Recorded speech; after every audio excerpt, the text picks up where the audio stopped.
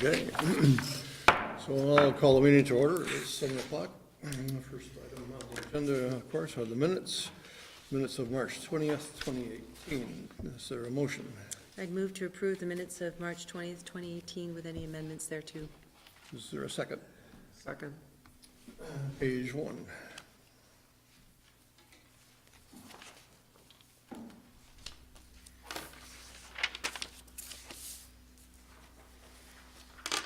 Page 2, just one minor thing on item number 5 at the top of the page. To be consistent, when it says voting unanimous, it should be in parentheses 5-0.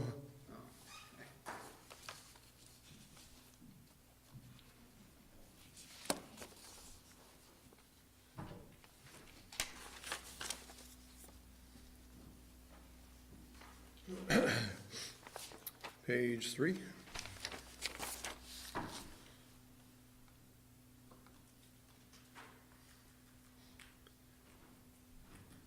So, Terry, on the, actually at the bottom of page 2 Yep. and the top of page 3, the motion by Joy and the second by Ted,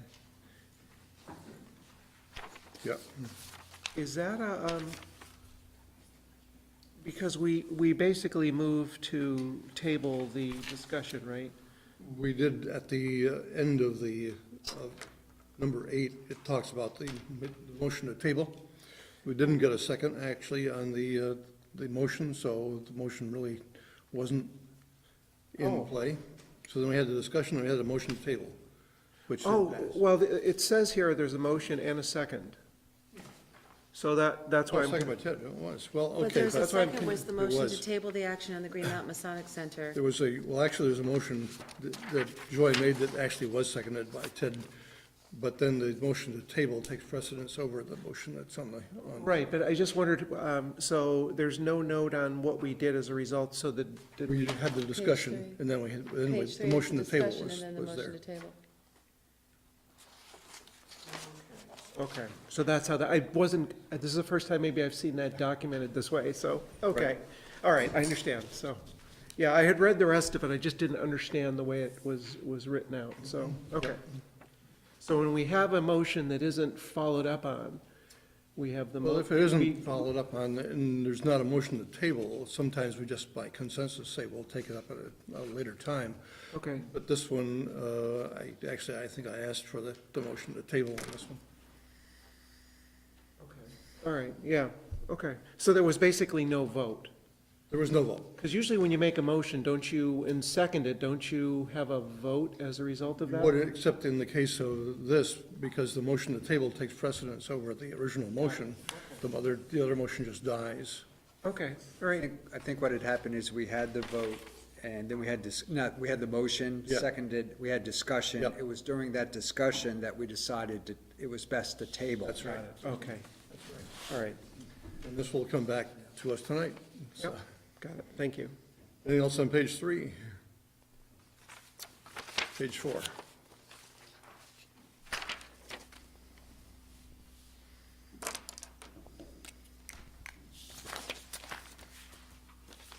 Hearing no other corrections, all those in favor of approving the minutes of March 20th, 2018 as corrected, say aye. Aye. Opposed? So we'll move on then to public comment. Is there anyone in the audience who wishes to make any public comment at this time on any item either on the agenda or not on the agenda? Seeing no hands raised, we'll go on to interviews and appointments. And tonight we have 3 people here seeking the position on the Conservation Commission. So I'd invite G. Miller, John Nittler, and Connie Clavata to come to the table and pull up on their chair, if you would, please. And if I massacred your name, I'm sorry.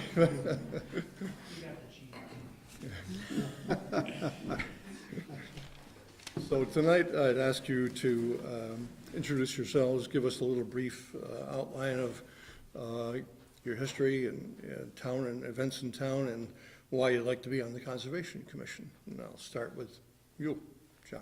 I'm John Nittler. I've lived in Williston for 7 years now. by training, I'm a fourth economist. I've worked most of my career overseas, but I moved back to the States about 12 years ago. I've been here in Williston for 7. I still engage on environmental issues overseas.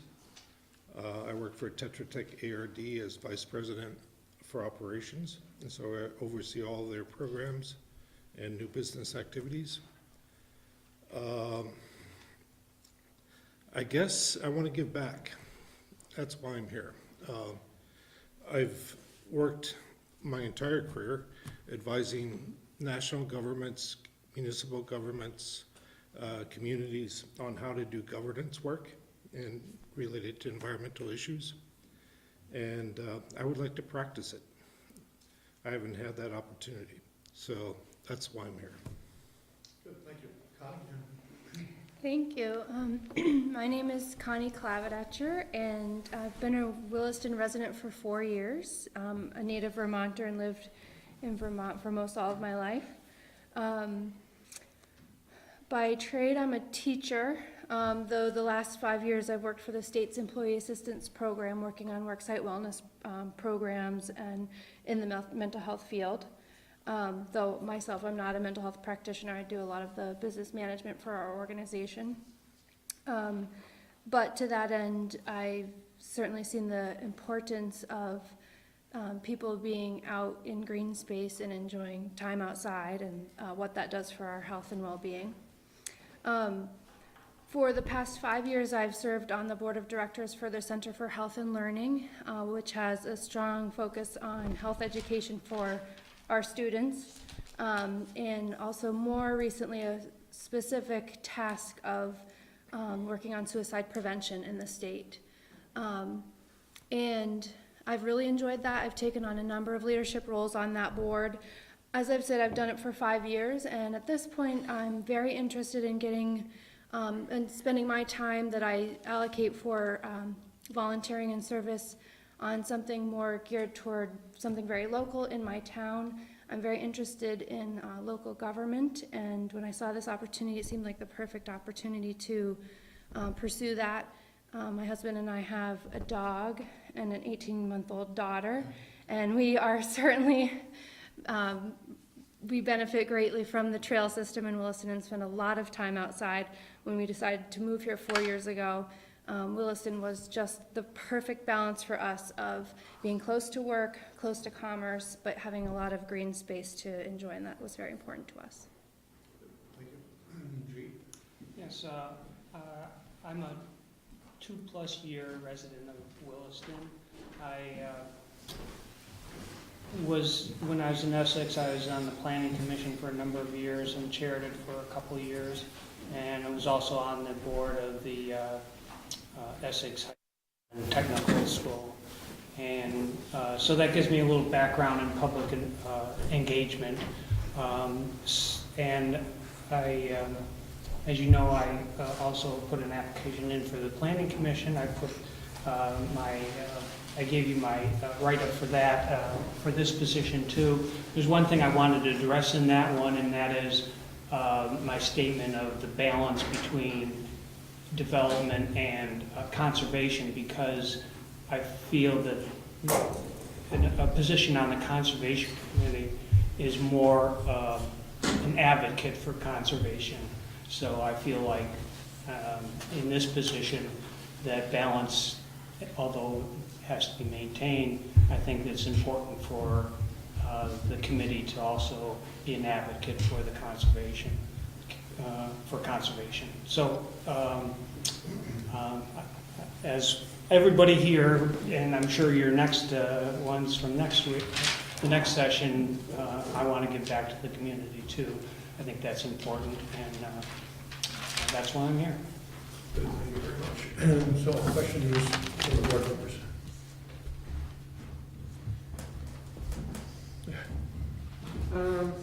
So I'll just ask the same, kind of the general question. What unique skills will you bring to the table, and what do you think your place will be on the Conservation Commission, I guess, to everyone?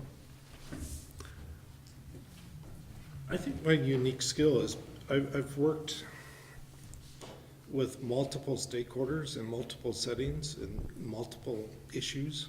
I have a background in doing environmental assessments and developing environmental mitigation and monitoring plans. We have to do them for all of our projects, and I get involved in doing a lot of them. I think, you know, as far as my role on the committee is bringing technical depth as well as the ability to bring stakeholders together and to understand different stakeholders. And when I talk about stakeholders here, I'm talking about government, private sector, citizens, community groups, whatever they might be. And I've worked very close to the, on many projects with multiple stakeholders, so I think I have that skill and I can bring that to the table.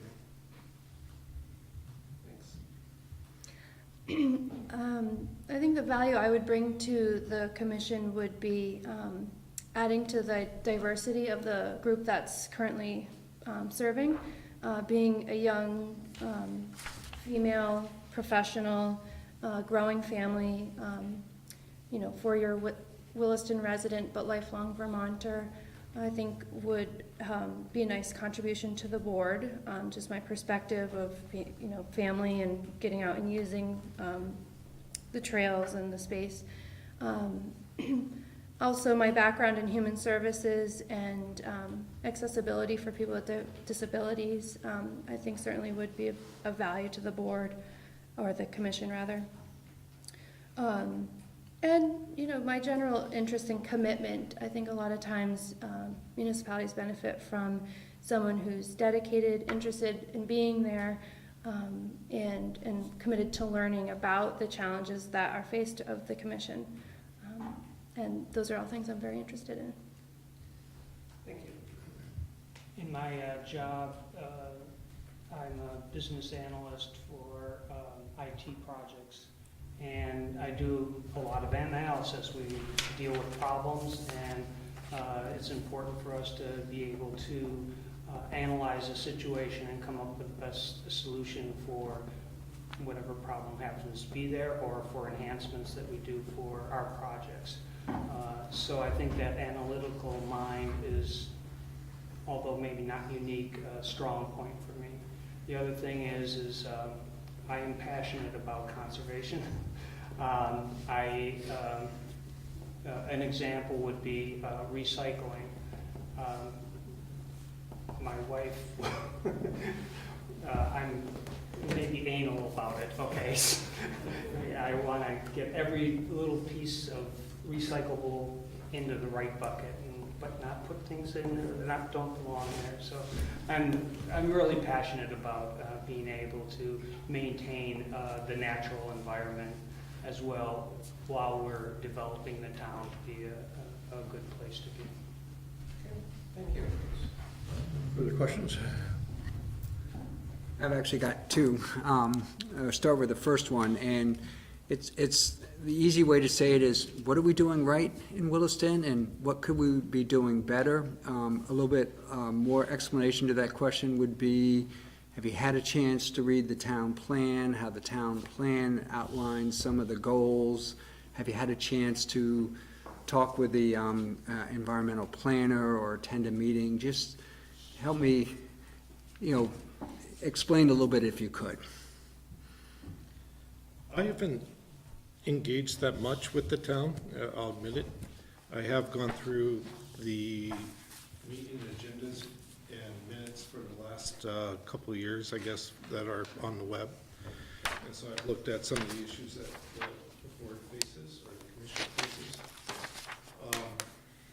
I think, you know, bringing Catamount Family Center into the fold is a great success. I think supporting the Winooski Valley River issue is great. So I think there's a lot of good things going on. I see that you do, or the commission deals with a lot of building sites and things like that, and it seems like you're hitting the right targets and looking at wastewater and easements and things. So while I haven't I don't have a holistic picture of the town, I admit it. I do think that the issues being addressed are important ones and that you're hitting them right. Mainly what I understand of the town plans are trying to build a sustainable Williston in a number of different regards. And also I know that Williston for a long time now has been trying to allow for development for business and residents kind of in targeted areas and limit development in other parts and just try to really focus on having somewhat of a downtown area and build out from there. I also had reviewed, and just learning about the opening on the Conservation Committee, reviewed the last number of years of notes and the trials and tribulations of acquiring the Catamount Center, which I too am very curious about as far as, you know, the sensitivities around endangered animals and species in Williston, but also really to expand on the trail network and to preserve that large lot of land that would otherwise may need to be developed to meet that family's kind of financial obligations, from what I understand. It was interesting to me. I did get to have a nice long conversation with Melinda when I expressed my interest. Melinda Scott, I don't recall her exact title, but the town conservationist or environmentalist. And, you know, I had mentioned that as a voter that may represent many of our residents that don't necessarily get to review all the select board plans, the town plans, and, you know, you're presented as a voter with these questions on, you know, do you want to vote yes or no? And I said to Melinda, won't be surprised if you get a no vote on the Winooski conservation issue because of the way that it's phrased. And so she had kind of said, yeah, that they were aware, you know, even though this commission had recommended to continue on, the way the language was phrased, I said, if I were uneducated, not even reading these notes, I think I might have naturally just said no, because that's almost sounded like a recommendation, the way it was worded. And she said, you know, we're working with the Observer and some of the local media outlets to just try to provide more information about this commission's recommendations and why we're going about that. So again, I think that just speaks to where I sit on the board as feeling like I represent a significant portion of Williston's residents and young families, and not always having the time or the availability to read through and really get all up to speed on issues and how we could put out information in a way that is easily accessible to folks. Thank you. So I think that, generally speaking, I agree with the town's doing in the town plan and what the Conservation Committee is doing. I would say that they're, having just read over the Conservation Committee's minutes, that there were a couple things. I think their advocacy in the Winooski Valley Park Authority there was very, it was good that they supported it. They really believed what they were doing, and that support was good. I was a little bit taken aback by the suggestion that was in the minutes that the select board not revisit this issue. I thought that was a little, I think it's always on the board that any decisions that are made should be revisited when that's appropriate. So I would have disagreed with that decision by the board, by the committee. Okay. My second question is, for some reason this falls on my shoulders. All people who interview for a position get asked this. It's a conflict of interest question, and there may be a very small to no chance there'll be a conflict of interest, but I think it's still important to ask. So the question is how would you recognize a conflict of interest, and what would you do about it? And don't know who should answer that first. I'll be glad to take it. I think conflict of interest is very specifically laid out. I think it's a little less relevant in a committee setting like this, as opposed to the select board or planning commission.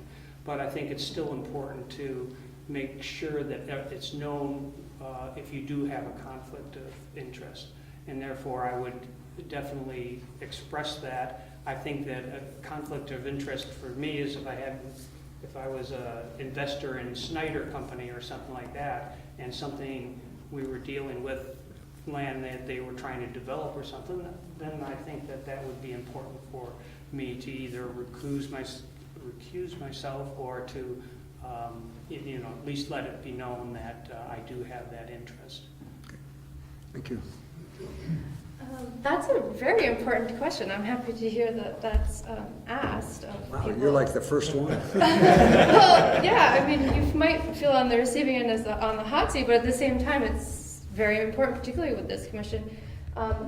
What I understand conflict of interest to be, particularly in municipal government and volunteering on a committee that may make decisions related to development plans or not, or easement plans or not, would be, if, in this case myself or any individual would gain to benefit from the decisions that would be voted on, would gain financially, relationship-wise, or otherwise, either directly or indirectly.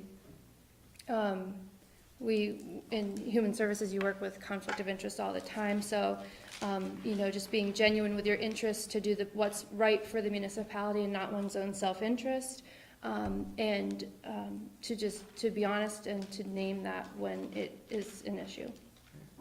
Thank you. I pretty much agree with what's been said. We deal with conflict of interest quite often in the work that I'm in. And I think as long as you're transparent and honest and bring issues forward to the appropriate authority, whether it's Richard or the commission lead, I think as long as you're transparent and honest about it, you can overcome.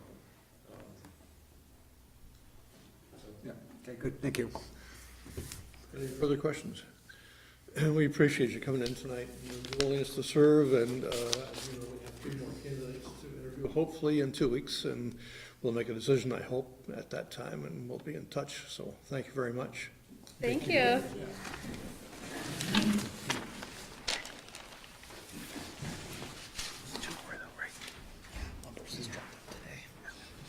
So moving on to the Catamount license agreement, we'll do that, and the Planning Commission has asked that we take up the Unified Development Bylaws after this, so we'll go a little bit out of order tonight. Not that we're necessarily in order anytime, but anyway, welcome Kate and Melinda. With the board's permission, I'd like to actually have Eric Okay. do a little bit of presentation, because I think it was Teresa had asked for kind of Yes. an overview of. Kind of a how visual everything- of how this is Right. going to be done, managed. We struggled to put it together, and Eric has put something together, so I'll let him describe what he's done, and if there's any questions, hopefully that'll help kind of frame the issues. So including the board packet is a diagram I put together. It's pages here, and Kate and Melinda to jump in if I miss a detail or something's, I don't capture it right here. So tried to look at this complex transaction with a lot of actors. And you see a lot of this flow will take place at the closing on paper as things are exchanged, but just to get a visual of kind of how this is, the mechanics of it. So we think we've got 2 parcels, the McCullough's land, 376 acres, and the Page's land, 17 acres. The Trust for Public Land is going to acquire those properties, create a new parcel, the 393-acre town forest. At that point, they're going to put a conservation easement on that new town forest parcel, and then transfer the conservation easement to be held by the Vermont Land Trust and the Vermont Housing and Conservation Board. They'll hold the restrictive covenants on that conservation easement. So that's the easement piece. So the property piece is what the town will be acquiring, kind of the second half here from arrow down from the Trust for Public Land. The town will acquire what they call restricted fee ownership, and to acquire it, the town has to follow some certain conditions of sale. And that'll kind of pull on the second page here as I kind of a zoomed in look here. you'll see the conditions of sale box brought in here, and this, you can think of this as kind of the punch list for the board, these items to get worked out before this would go to closing. So part would be the purchase and sales agreement. It's going to be acquired from the trust for public land at this point. So what the financial piece is going to look like, the money flow, and the conditions set forth.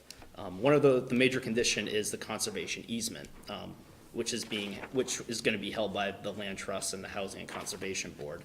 The town needs to agree to the restrictive covenants put in place on this easement. And this is something the board saw, I believe, last fall at some point, a first draft of this. So pieces of the conservation easement are the forest management plan, which the Catamount Committee's been working on over the past several months and will be taken to the board for review this spring. And then that's a required condition of the conservation easement. And then of the management plan, the license agreement we're discussing some more tonight is ancillary to it. It's an appendix of the management plan. It's a component of how the land's gonna be managed, how the uses are gonna take place. So that's why I've kind of got the town forest parcel, we've got the management plan in a box embedded there, and a license agreement embedded in a box there. Select board approval for all of these would need to take place, so everything's in place for the closing to take place at that point, because there are conditions for the transaction to go through. Hope that could be helpful. I'm happy to take questions, be able to folks here too. What kind of timeline are we on? What's that look like now? We're hoping to close by the end of June, if we can work out a couple issues and close up our fundraising. But we don't know whether we can make that. It might be too ambitious, but that's what we're shooting for. And if you don't make it, are there repercussions, or it just extends the time frame? It's the end of our fiscal year, Trust for Public Lands fiscal year, so there's repercussions for me personally. Yes. But not any repercussions for the land. our option agreement with the McCulloughs still go through, the beginning of next year. There was one of the large grants, the 80,000 Keurig Green Mountain Grant, through the Nature Conservancy. They would like us to close by the end of this calendar year. So that is a deadline with one of the funding sources. Okay. Do we sit right now at a point where the town needs to spend the extra 200,000? Well, as far as the town's timing, we actually would prefer maybe a week after July 1st would work better for us, but we can make it work before the money's available. Right. So that's not- But right now, do we think we're going to have to spend the money? Or do we have grants to cover You're it? talking about the 200,000 piece? Yes. Yeah, actually, that's a question. Right, for Kate. that's one thing I wanted to bring up tonight, is, we have shaken all the trees of all public and private grants, and as I explained to the board, was that January? Last fall? The Land and Water Conservation Fund stateside grants, the state gets federal funding every year to grant out to municipalities to focus on recreation-type properties and facilities. And because of staff capacity at the state, and because the grant pot isn't that large, they choose to do it every other year. So this project is kind of right in the middle of two grant rounds. So one thing that you're allowed to do is request a waiver of retroactivity from the National Park Service, which says you can close and then apply for the grant after closing, after the town takes ownership of the property, and then you would basically be refunded that extra 200,000, assuming we get the grant. And Trust for Public Land is happy to work with you to apply for the grant in February 2019. I served on the committee for the state that judged last year's grants, and I'm very familiar with kind of what type of projects they are looking for. This is pretty much spot on for their goals, and the state coordinator of that grant program also thinks it's a very appropriate request. They're gonna have about 600, 800,000 available in the upcoming grant round, and 200,000 is definitely a reasonable request. Okay, so we will use the town money upfront because of your cycle situation, and potentially we could get that back after the fact. Okay. So And that's, you so think that's it's my a- request, Yep. for the town to put in 600,000 at closing, with the intent and, of getting 200 back, to put back into your conservation fund to use on other future projects. Was that always the plan, Rick? Is that the right magnitude? So we always plan 400,000 with an option for an additional 200 based on the grant situation? Okay. That's correct. Of course, one of the questions I have is you would just distribute this little accounting of all the fundraising, and it's amazing all the different sources you're drawing upon. That's wonderful. But it appears that you're still about a little over $200,000 short. Yes, and we have a great fundraising committee that is working with us on, we're in the quiet phase of the fundraising right now and reaching out to some larger donors all around Chittenden County and beyond. We actually just got a really great gift this week from New Hampshire.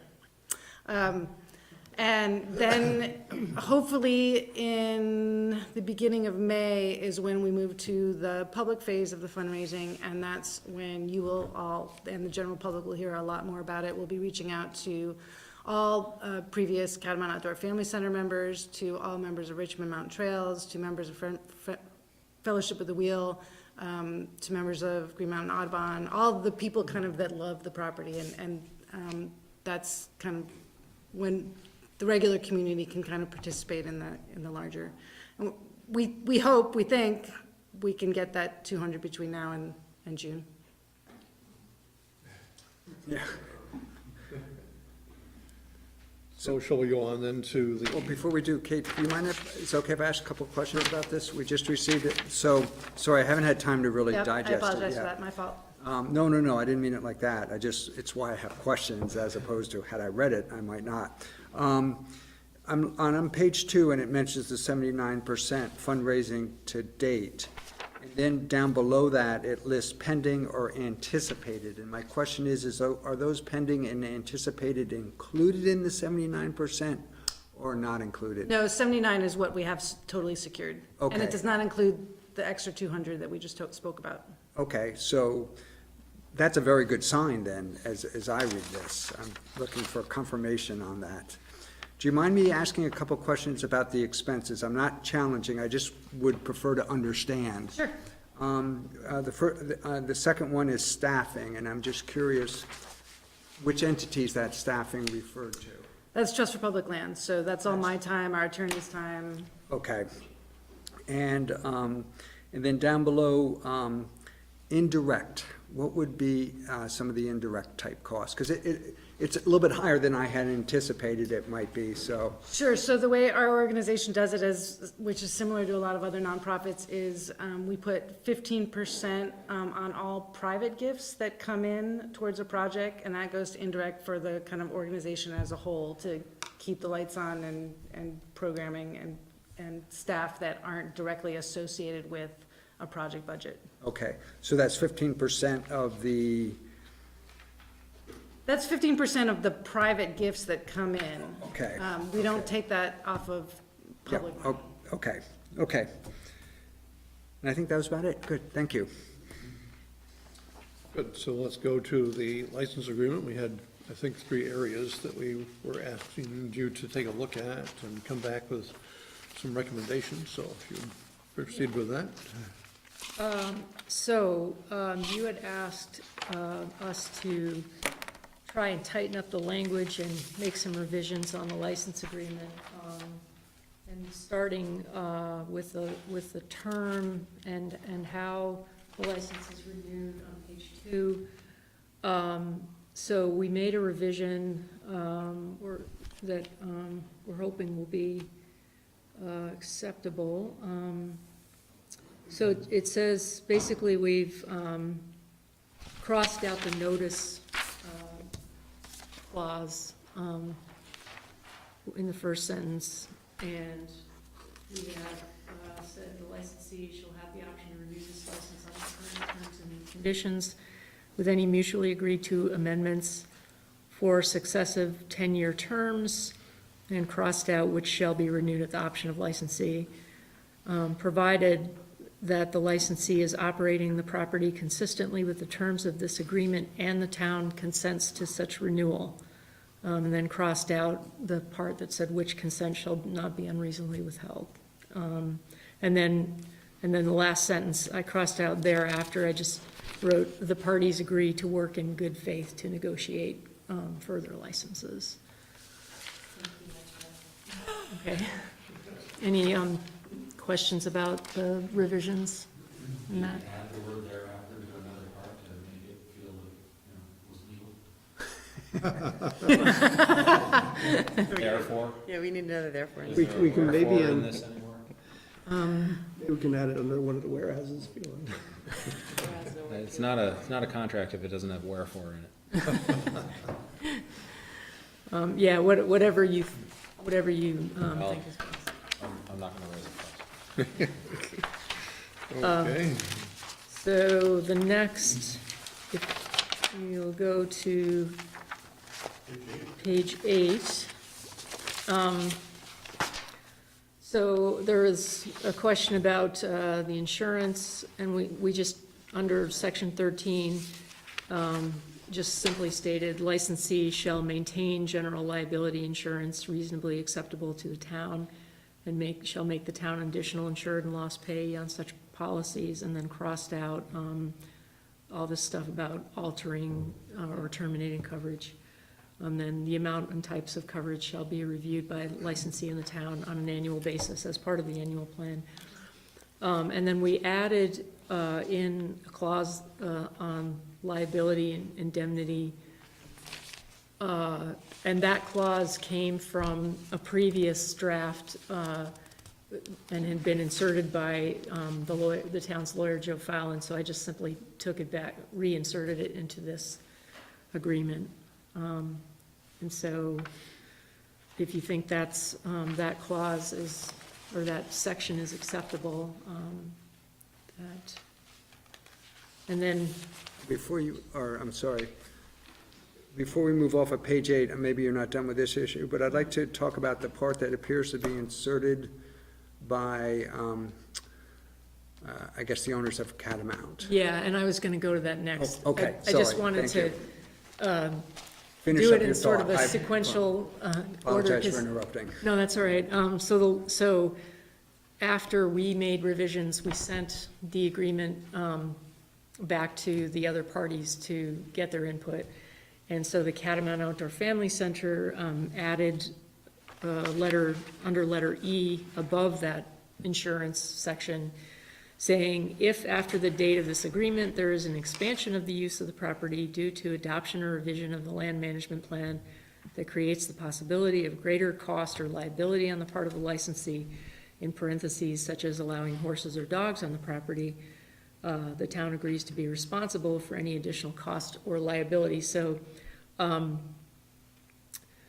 we had a conversation about this, Rick and I and Eric, and felt uncomfortable about that clause. And I think that we're recommending that be taken out, because basically that is already covered under the section dealing with the management plan and maintaining, and amendments to the management plan. In other words, any amendments to the management plan that have an effect on the Catamount, that restrict their operations, have to be, vetted with them and negotiated. So there's already a process for negotiation. And we could simply add, a clause under that section, just saying, I think now it says, if it restricts their uses in it, or operations in any way. We could simply add a clause just saying,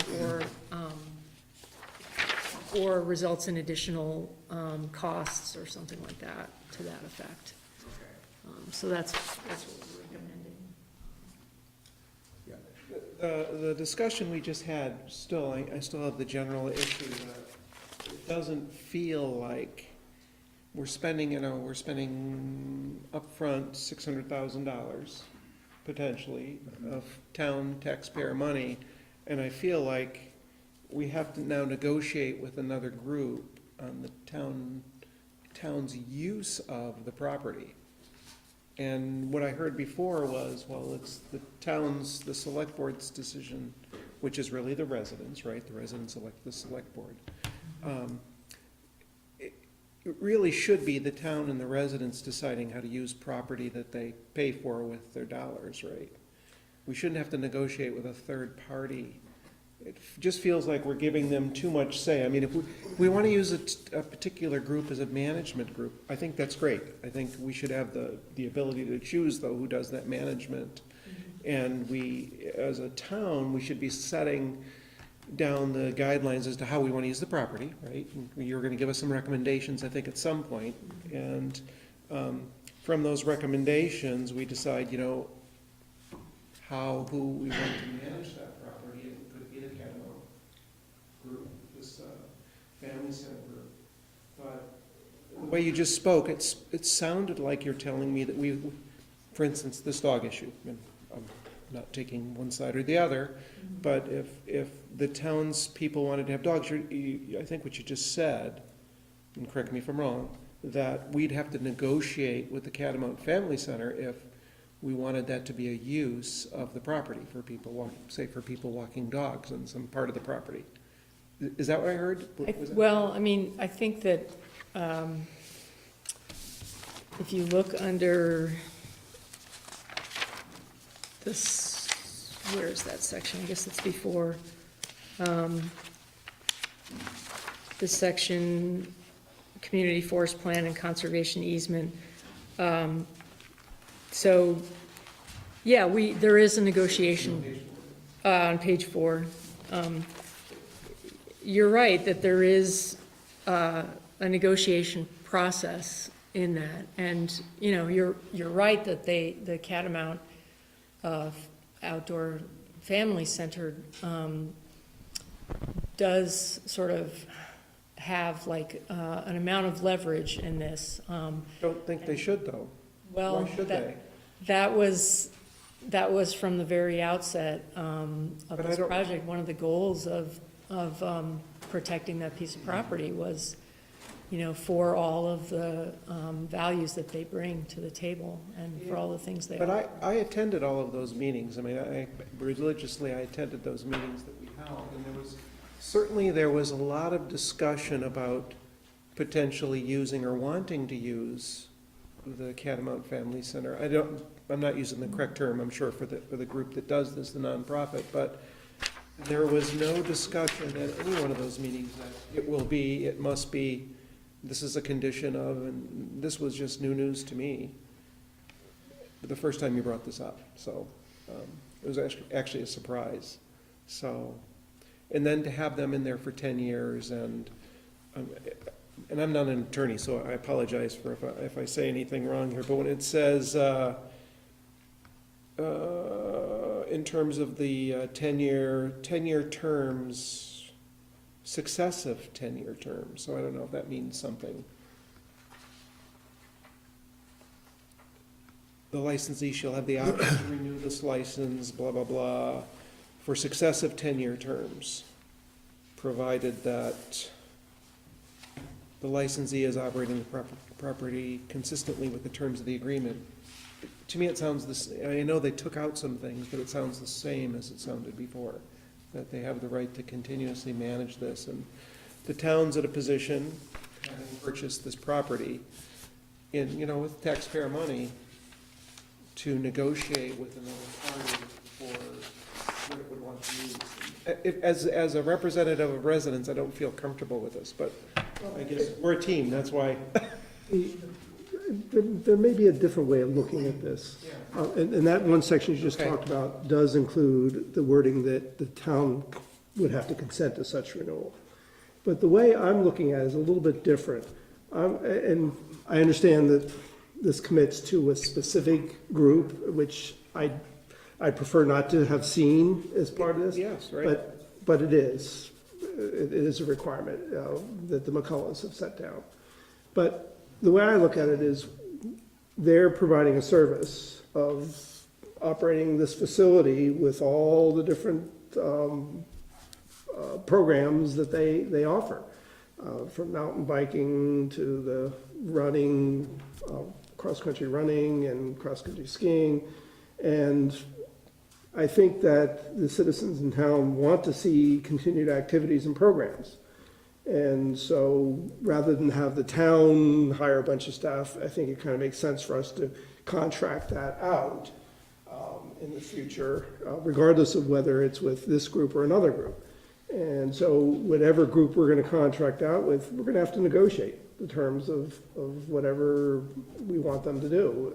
And That was really well said, and that's exactly the point, was what they're asking is not unreasonable. You may not like the fact that that's the group that's doing it, but whoever you contract with, you're gonna have similar stuff.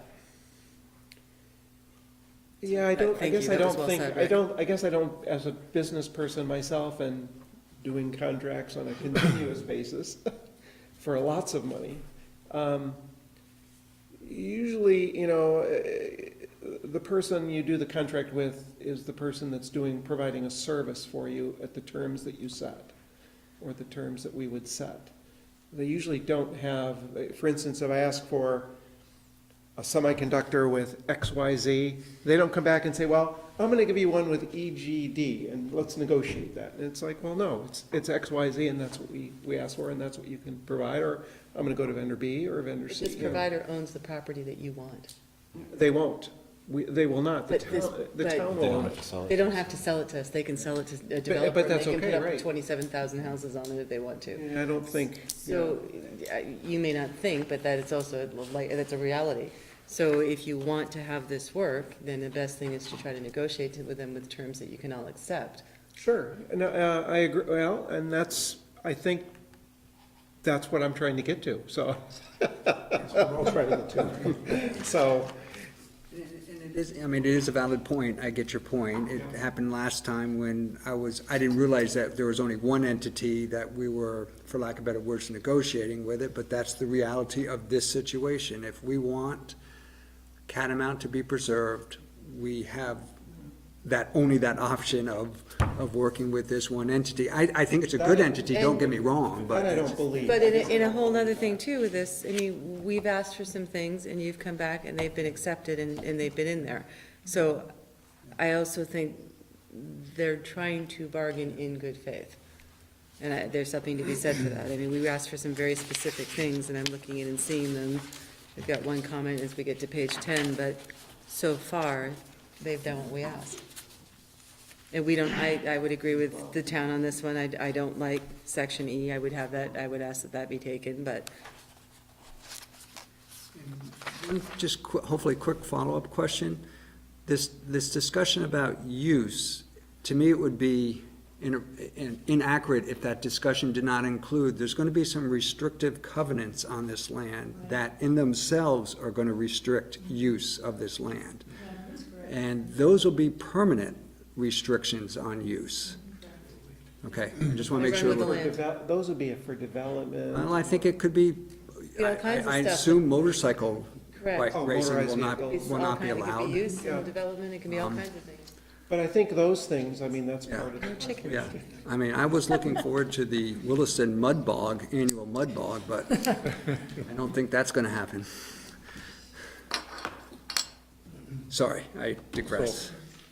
I think we've covered everything except the last one on page 10. Okay.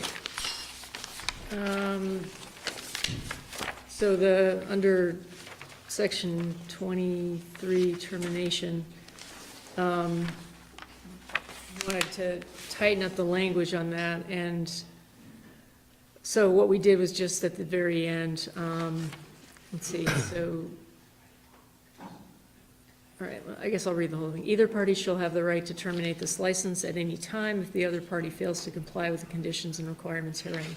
Following a breach of this agreement, written notice of the breach shall be sent by the non-breaching party to the breaching party, and the breaching party shall have 30 days from the date of such notice to cure such breach, provided, however, that if the breaching party commences good faith efforts to cure the alleged noncompliance, and such noncompliance cannot be cured within such 30-day period, such non-breaching party shall have an additional reasonable period of time that is mutually agreed upon by the parties to cure same. So you fixed it, and then they undid it. So I don't like the last sentence, that was exactly what I didn't want in there. So you guys fixed it with with what you did, and then when they edited it, they put it right back in different language. I don't want the reasonable time period in there, because that just leads to litigation, quite frankly. I mean, I liked your 30 days was great, but that's what I would be sticking for, is that if you don't cure it, you don't fix it, it's not a reasonable amount of time for us to keep coming back saying, fix it. You have a cutoff date for when you have to fix it. But I have a question, though. What if it, You know that, then you can argue that for forever. We've both done it. I just don't like that whole mutually agreed upon reasonable time period thing. Sorry. well, I think when we were discussing this, we did think of a situation, well, what if it's the town that's the breaching party? And what if we can't cure the breach within 60 days or whatever amount of time it is? And just like also, yeah, I mean, we definitely struggled over how to revise this and what is a reasonable amount of time? Like, what, should it be another 30 days? Should it be 3 months? I don't know, it's. I mean, the one thing to consider here is weather and conditions, that you don't, if something is wrong with a particular trail or system and it's in the middle of mud season, you don't necessarily want them to go out. I get that, and I write that all the time in stuff that I'm doing. Maybe there is some tighter language, Ted, that you can think of that goes, I totally get it. If you can't fix this until May 1, which happens to be 45 days after your 30 days, there's got to be a way we can word that succinctly. So it's not a mutually agreed upon reasonable thing. It's a, I'll come up with it in a second. You don't have to necessarily do it in a second, but we would like it soon. I'll come up with something as you guys continue the discussion. And there was one other edit that Kevin made on page 7. I think they're both very minor, but, and more for clarification, I think they added there, but I did want to point it out. Is this as set And forth in the annual plan, and then down later, similar to section 14 of this agreement. About the indemnity. Okay.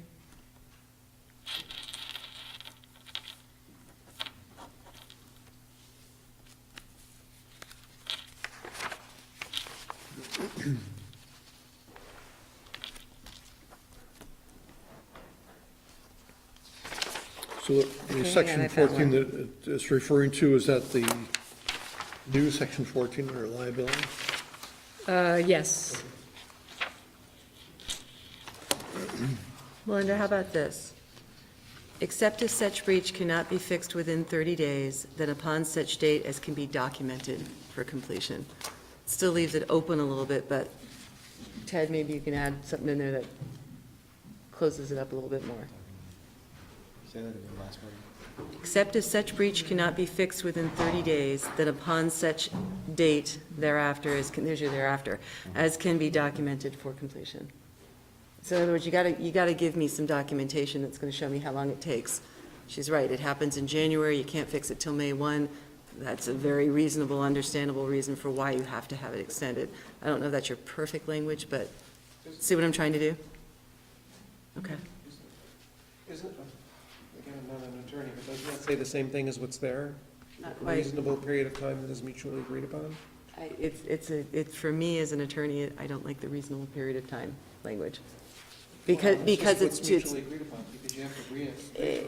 and you can sit there and argue for a very long time about what you mutually agree upon. But if you document something, I guess I'm trying to understand. If you're documenting it saying, we can't fix it in January because there's frost on the ground, but we can get it done by May 1 because that's the next reasonable date, that is a timeline that's doable versus sitting there going, well, May 1 doesn't really work, let's talk about June 1, and you get into this big discussion that goes on for too long. Yeah, I guess just looking at that from the standpoint, if you just let them set a date, we no longer have any agreement or disagreement to the date. So I guess just trying to understand what that would do. But again, I'm not an attorney. So we'll see this again when they figure out some other language for that particular one, and, But it may, I don't want to put words in your mouth, but are we ahead. getting close? I think we you're are. really, really close. I mean, you guys did everything else we wanted to do, and I may be the only one. If you guys disagree with me, speak up. I may be the We only got one time. that doesn't like that. Do we have time? All right. Do you hate to see it? Well, the Trust for Public Lands contract with the McCulloughs had set some dates for when we would have the license agreed upon by all parties, and we've passed that date 3 times already and had contract revisions. So we were trying to get it done by the beginning of April, but we can get another extension if Well, necessary. regardless of whether you did anything with my little clause, the 2 purple clauses, I think, are the one insurance clause is a big one for all of us. One more time.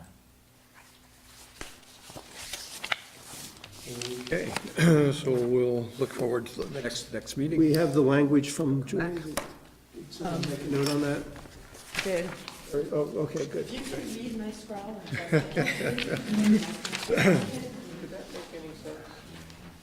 Thank you. Good Yeah. luck.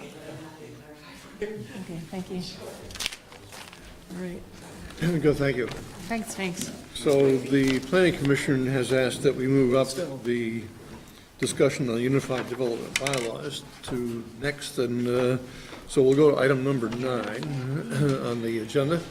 And Ken Bellowo is here to, once again, Yeah, that's excellent. That's the lead us through the updates and as quickly as possible, but Yes. Okay, thanks, Terry. Matt, thank you. So with me is Matt Belanger, who I think you all know. And the reason why I want to have Matt come is that he and some of the other members of the staff in the office did the lion's share of the work on this. It's a sort of a big process to work through the entire document. But essentially what you have in front of you is there's a collection of what we consider to be minor changes. Some of them are typographical, some of them are simply swapping out the name of the new town plan for earlier editions of the town plan, things like that. Some other things that may be a little bit larger than that, changes of a few words that over time we felt would help the document to read in a more clear fashion. And then there are some things, some things that we were requested to put in the bylaw, like, for example, there's this height language having to do with the FAA, with the approach to the airport. And there are a few items which could be summarized under the words of beer, barns, and chickens, which are a little bit larger in terms of what the impact on the bylaw is. So, but that's essentially what you have is within that collection of all of those things. So what we've provided for you is there's the memo, which is a very brief summary.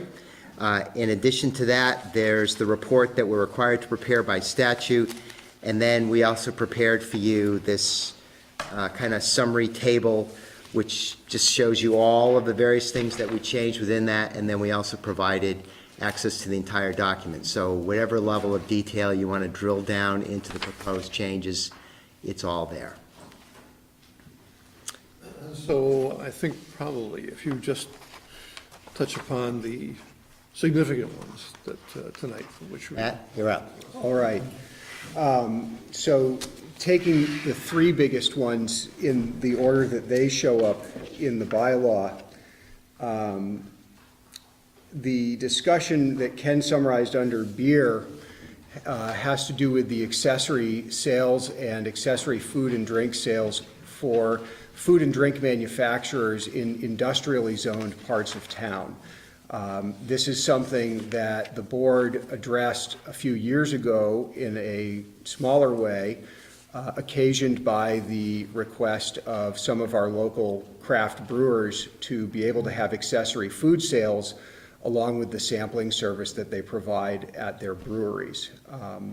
The ability to serve 16 ounces of beer in one large pint glass as opposed to serving it as a sample flight is in part predicated upon the ability to also provide food. And at the time, a few years ago, we did not have a provision that would let a beer brewer also have essentially a miniature restaurant, which would then grant them the ability to go for a license that would let them serve a pint of beer.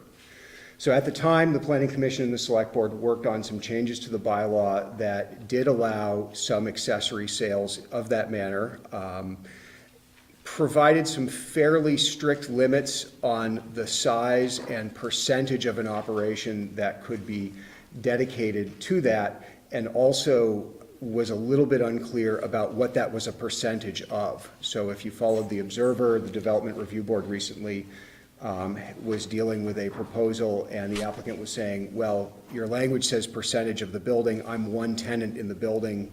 I'd still like the percentage of the building to dedicate to my accessory sales. And, you know, we said to the board, we haven't administered it that way. We've been more conservative with it. What do you want to do? And the DRB said, you know, we think the plain language is quite limiting here, and that the avenue to change things is really to change the bylaw. So that's what this was all in response to.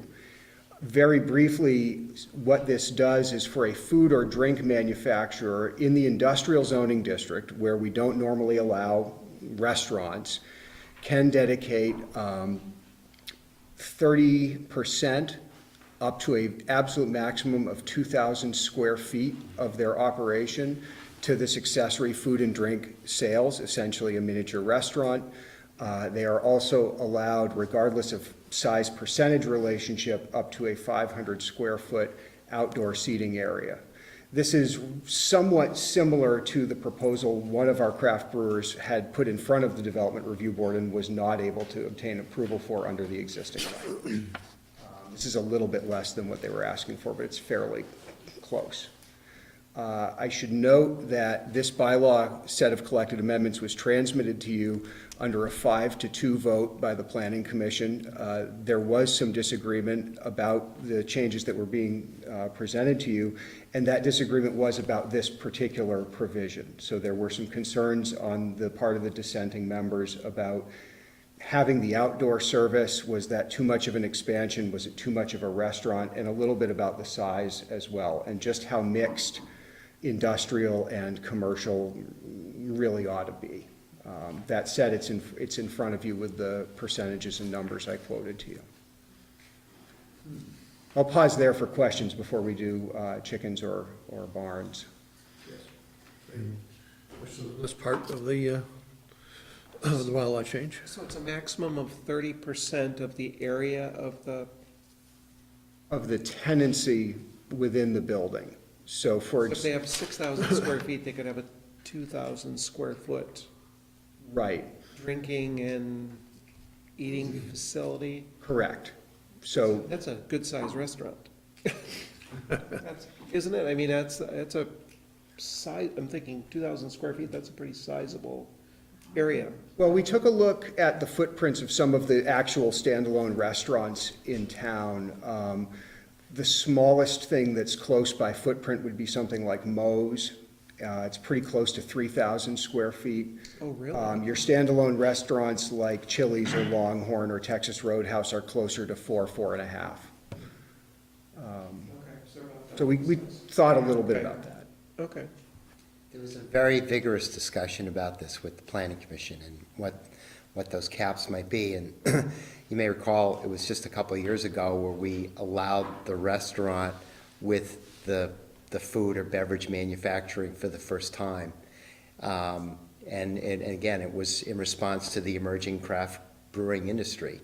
And, as part of that discussion, a lot of the members of the Planning Commission talked about their own experiences and, either, with themselves, their friends and family going to various, craft brewing facilities and what they saw as some of the elements that helped for a facility to be successful. I have to admit, maybe I should recluse myself because there are two establishments I'm aware of in town, there might be more, and I guess I'm asking the question of, I'm not sure what the liability, the negative aspect of allowing this change to occur is, both from its impact on that particular zoning district in town, and also the impact of the size. You know, let's just say I said, "No, I don't think 2,000 is big enough, maybe it should be more." I'm just trying to understand what the negative impacts could be. And quite personally, again, maybe I'm biased here, and maybe I should recluse myself, but these seem to be, you know, if we're looking for a vibrancy aspect of a benefit to the town, you're bringing additional vibrancy to town, these seem to be, in my opinion, working quite well. One of them is to the point of getting frustrated, I am, because we go there and it's too crowded. So I guess I'm trying to figure this out, if you don't mind. Sure. Does that make sense? Yeah, in fact, some of the language that we worked into the bylaw cites to a couple sections of the town plan, and sort of presents this idea as intention between them. So there are things in the town plan about vibrancy and particularly about economic development, flexibility of uses. There are also things in the bylaw about, or rather in the plan, about really wanting to focus the most intense things and the things that are most likely to contribute to a design-conscious, pedestrian-friendly town center in the growth center, which is not where the industrial zoning district is. That would be the point. Right, so when. You wouldn't allow a restaurant to open up in an industrial sector, so the people in the restaurant area, I would think, might be a little frustrated if you set up a place, I don't know, off Industrial Ave, that turns into a 2,000 square foot bar and restaurant, takes business away from whoever at Taft's Corners. Well, they can't set up a competing location to cater to that crowd there, so, but I don't know if that's. I kind of get that. On the other hand, we don't allow these microbreweries, craft breweries, to probably locate into the village section of town to draw the excitement there, or the places where we want pedestrian traffic. Well, right. Vibrancy. So there's an issue. We say, we realize you're creating this vibrant, you know, type of atmosphere that people want to go to, but we're not going to let you put it where we want that vibrancy to be. Does that make sense? Well, no, I guess because you're talking about a manufacturing location, so you don't want to put a factory in the middle of your Taft's Corners shopping center area. I'm guessing the craft breweries would resent being referred to as a manufacturing facility. Correct. Maybe, but that's kind of what they are. I mean, they're actually a. They are commercial. Facility, commercial. But yeah, and The bar section might not be, right? You know, getting shots or, you know, small glasses of beer, but the rest of it is really manufacturing. It's bottling, it's, you know, it's. I'm getting the point about, you know, we really want our urban area to be, you know, to be where things happen. But it's kind of like, on the other hand, if it's happening somewhere else because the industry is creating this environment where it happens, I guess I'm kind of wondering, why not? What's the downside? I guess maybe just to follow. That's on what I'm Jeff's- asking. What What's is the downside? What is the downside? Is there a problem with the validity of your zoning laws if you start this mixture of things? Well, Does anybody else, other towns, how do they handle this? we're all wrestling with the same difficult situation. In fact, last fall, I was at a statewide planning conference, and myself and Paul Connor, who's the planning director in South Burlington, were talking with this professor from out in Ohio who specializes in that. What a career, specializing in the studying of the production of craft beer. But we were talking about how this is, we're all struggling for what's a good way to deal with that. And in fact, what we have done here in our own office and what we've heard anecdotally that other people have done is when we've been searching the most for clarity in administering things, sometimes we've had to sort of make it up or sort of read between the lines to what's implied in the regulations until we're able to get greater clarity. So we're all out here on the cutting edge on this stuff.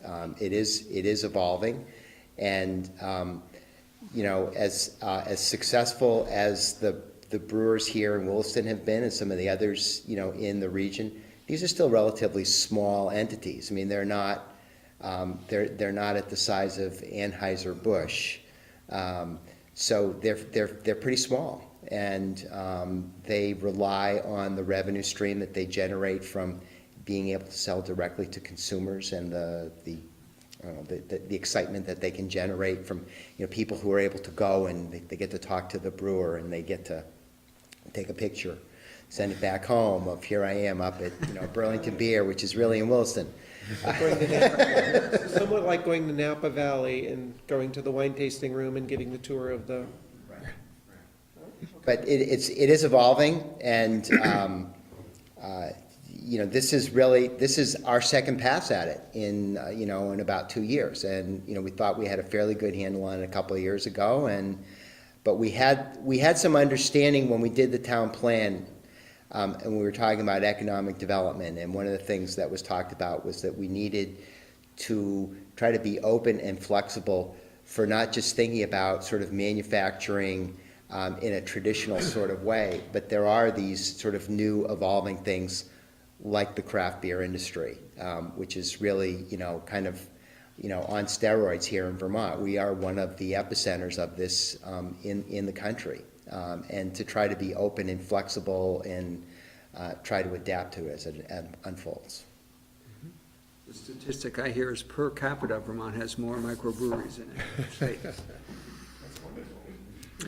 I don't know if it's wonderful or not, it's just what it is. It Yeah. seems like it's. I mean, I'm not complaining. Any further questions on this particular item? Yeah, I guess I just don't understand what the downside is, if there's any at all. Well, the two things that I would mention, Terry, one is, so the Planning Commission did have a really vigorous discussion about, is it 20%, is it 30%, what's that percent? And at 30%, is that the right number?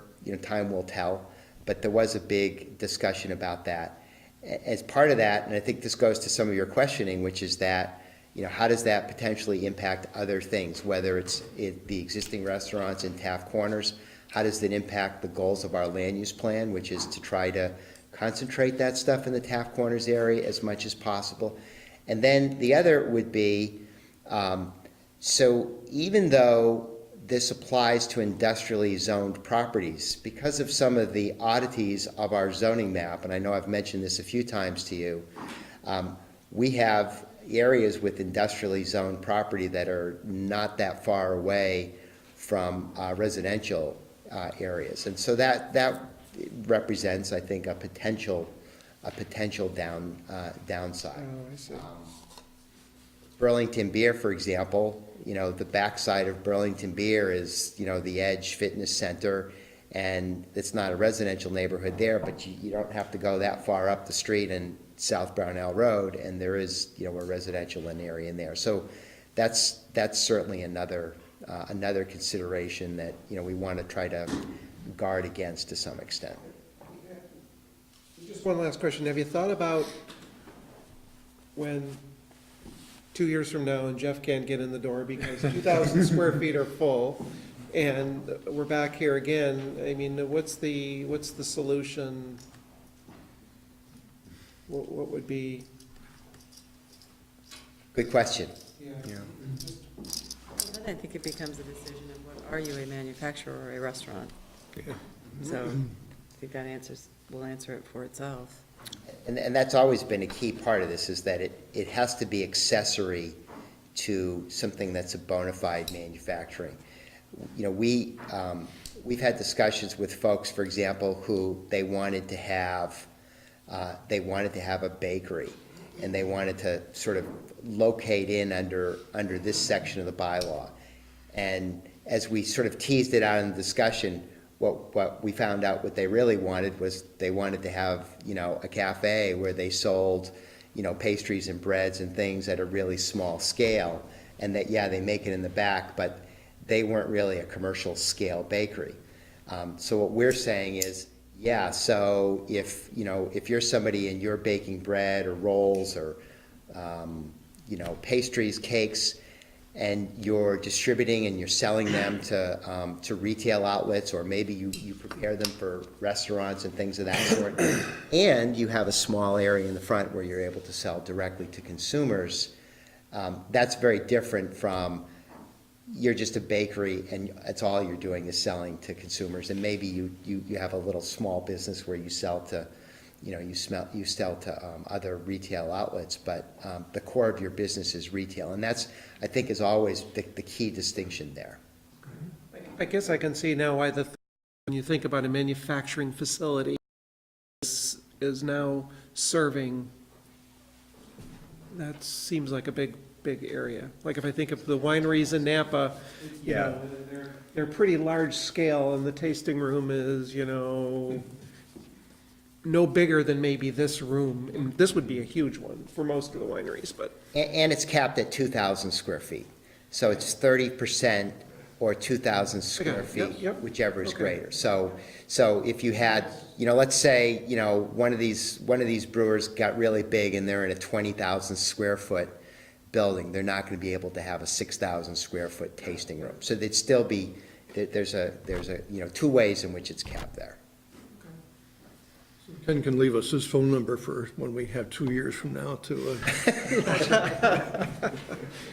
Next We on won't, the we list. we won't have to have a phone number, we just have to go to one of these breweries, his favorite one, and find him in the corner. I'd be glad to do some field research for you on that, Terry.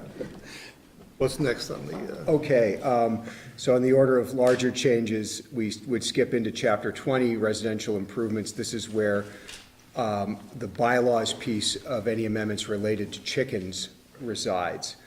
So, little context, where the bylaw sits today on residential parcels that are 1 acre and larger, there are provisions allowing for the keeping of livestock, including chickens, on what are otherwise considered to be residential properties. So if you have a residential property, it's bigger than 1 acre, you might have chickens, you might have a goat, you might have any number of other animals that are not considered normal domestic pets. But if you have less than 1 acre of land, you can't have any of those things per the town's zoning. What the proposed change would do is it would exempt female poultry, i.e. chickens, not roosters, from the 1 acre rule. So all of the other provisions that are in the bylaw, including things about dust, noise, odor, things like that, would still apply. In regards to structures, i.e. chicken coops, this amendment would make them subject to the normal setbacks that would exist if you were just building a backyard shed. So based on the baseline zoning district, generally that means 15 feet in the rear and 10 feet on the side yards in the RZD and VZD, where this would be most likely to take place. And that's really it in terms of what happens in the bylaw. The 1 acre limit goes away, again, only for chickens. There is some language about the setbacks, and there's some reinforcing language about the other provisions all still applying regardless of whether you have 1 acre or less. And this is obviously in anticipation of the town possibly taking on some finer regulation, in particular of backyard chickens, through an ordinance more keyed into health and safety and administrative matters related to that. so we're going to be discussing an ordinance later on tonight regarding this. And what happens if we decided tonight not to do an ordinance? Would we not want to do, we would not want to do the bylaw change perhaps? So there would be some added permissivity in the town as it relates to chickens if you were to adopt the bylaw change and not adopt the ordinance. That said, in the time we've been here, the last 10 years, I don't believe we've taken a single chicken complaint. Is that correct? Well, we've had some chicken calls, and they seem to invariably stop short of a complaint. They ask for information, and, but they don't actually formalize a complaint. And we don't engage in zoning enforcement just on an inquiry for information. If somebody were to complain, we would, we would look into it and intervene as it was appropriate. But I guess to your question, Terry, the select board could do a variety of things. One is you could approve what has been proposed here from the planning commission and approve some variation of what Eric is going to address later on. You could approve this in the bylaw and not approve the piece that Eric is going to talk about later. You could not approve that, and you could not approve this. So in my view, you have all three of those options available to you. What Matt's getting at is if you were to exempt the female poultry as proposed here in the bylaw, I think you'd have to sort of judge what's the element of risk that we would run as a town that would somehow create a problem. Good. Any other questions regarding this? Did you have any, was there discussion on this in terms one way or the other, good, bad, indifferent, within the commission that's worthy of noting? Or was it nobody had a real problem with this? I think it's fair to say that the commission was in support that it didn't really, zoning wasn't a good place for it to be. And of course, staff was in support of that. My only concern was if an ordinance does not pass in the town and you leave this as it is in your plan and in your bylaws, I think it leaves a door open that you may or may not want open, and leaves you open for challenges. Something just to think about in general. Well, yeah, so today, if someone on a lot smaller than an acre was keeping chickens and they were causing a problem and there was a complaint, the zoning enforcement would be rather simple, because you'd say you're keeping livestock on a lot smaller than an acre, that's clearly not allowed, you need to stop. With an exemption as this is drafted, what you would have to do as the zoning administrator, if you were enforcing it under zoning, is say you're creating a nuisance as it's been discussed in the bylaw. So the applicable language is there, but it might not be as simple as just looking up the lot size. Thank you. So is now the time, or is it later tonight, to talk about the female chickens versus just chickens? And, well, I guess that's, leave it at that right now. Chickens are all Yeah, chickens are all females, so you're talking chickens versus chickens or roosters? male cow. Okay, all right. I get your point, but it's more, it's, first of all, I wonder how natural that is, but when we heard the public health folks come, they talked about when you buy chickens, there's like an 80% chance those female chickens you bought are going to turn out not to be all female. Yes. And so part of me is sitting there saying you're putting the person who purchased these chickens in a very awkward position, because they paid for something slightly different got delivered, and now they are in violation of the town zoning and possibly a town ordinance. Really fast solution for them on this, though, to get out of that trouble. We actually, You may be comfortable, yeah. You could do it with dumplings and biscuits and. we did discover. You get my point. Clearly the reasoning is it's easier to deal with noise if what you're being permissive about is female poultry and not roosters. We did discover in the course of our research that there are rooster noise mitigation collars that can be purchased. It's a little Velcro collar that goes around the rooster's neck. Oh, collar. Prevents it from crowing especially loudly. Yeah. Because you're like unnecessarily restraining the speech of a rooster. I'm sorry. Prior restraint, in fact. But the current language prevents this, right? It just says chickens. Chickens, and we don't have to worry about roosters if somebody gets a rooster by mistake.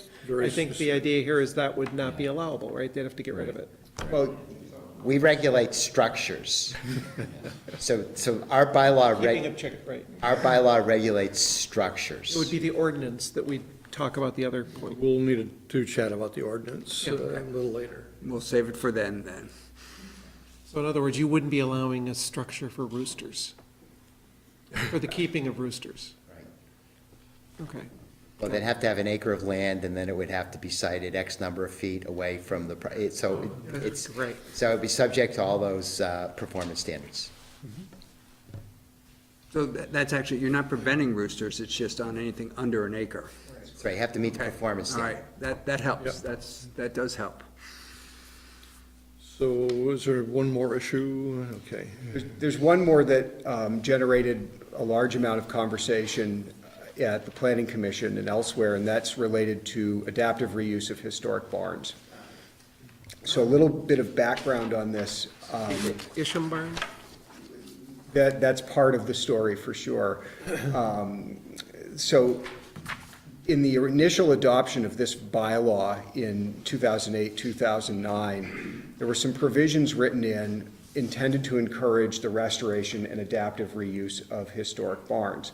And at the time, they had nothing to do with having a wedding inside of a barn. What was written into the initial bylaw was provisions allowing for multifamily housing to be established as part of a restoration project for a historic barn. So out in the agricultural, rural, residential part of town, normally you can have a single-family home or a duplex, but you can't have any greater agglomeration of dwelling units unless you're restoring a historic barn for the purposes of creating a multi-unit residential structure. So somebody had the idea of, well, what if one way to get somebody to fix up an old barn was to let them convert it into a number of apartments? So the provision in the bylaw in the Ag Rural chapter, so we're in chapter 31, since June of 2009, has allowed for that and has said you can restore a historic barn for this housing purpose. And it has said, well, what makes a barn historic? Well, it's either on the National Register, it's on the State Register of Historic Places, or the DRB, in consultation with the Historic and Architectural Advisory Committee, determines otherwise that the barn is historic. And that language has just kind of sat since June of 2009. No applicant has taken advantage of the historic barn provisions as they relate to the creation of housing. So another up-and-coming thing in Vermont, much like craft beer, is the repurposing of barns as event facilities, and particularly what we would think of as wedding barns. And we had a barn, the Isham barn, which was restored, and where there was a lot of demand for this type of use.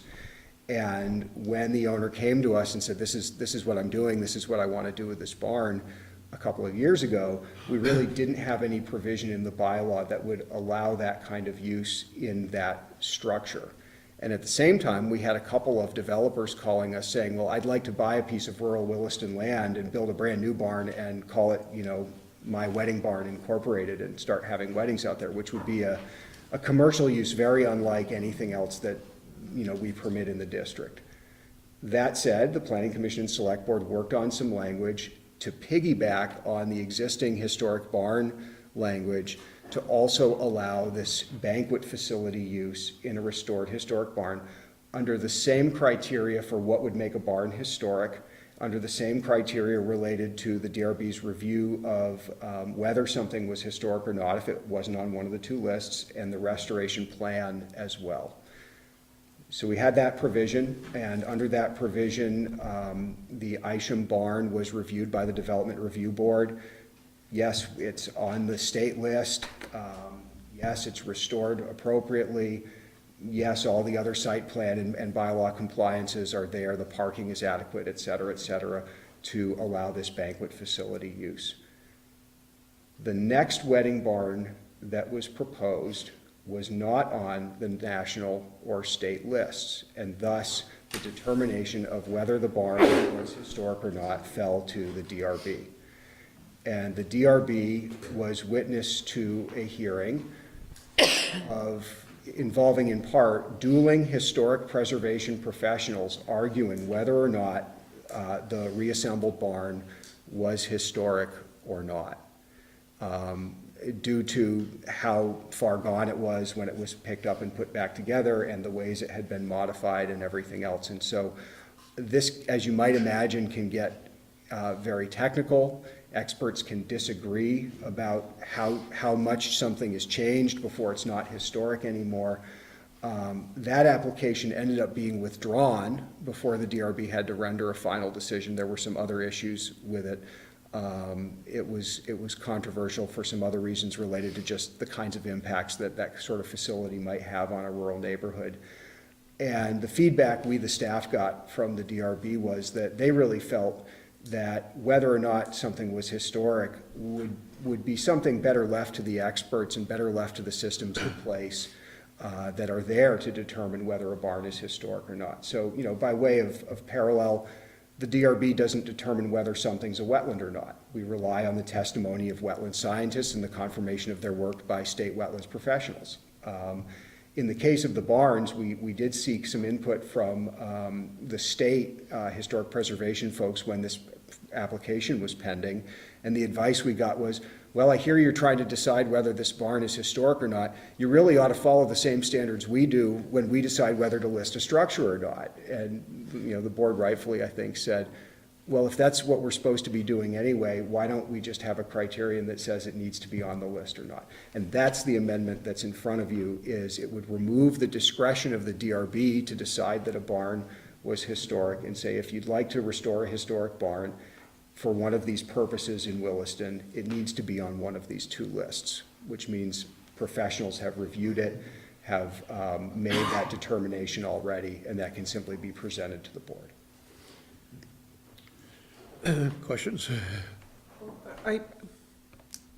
So I have a question on, I understand what you're doing, but my question is, for a business person to buy a piece of land and put up a barn and make it a banquet hall or a wedding location, is that now not allowed because of the zoning? It would have to be in a particular area? In other words, it couldn't be out off of South Road or? Correct. Right. Our normal zoning would anticipate a commercial use like that would happen in Taft Corners.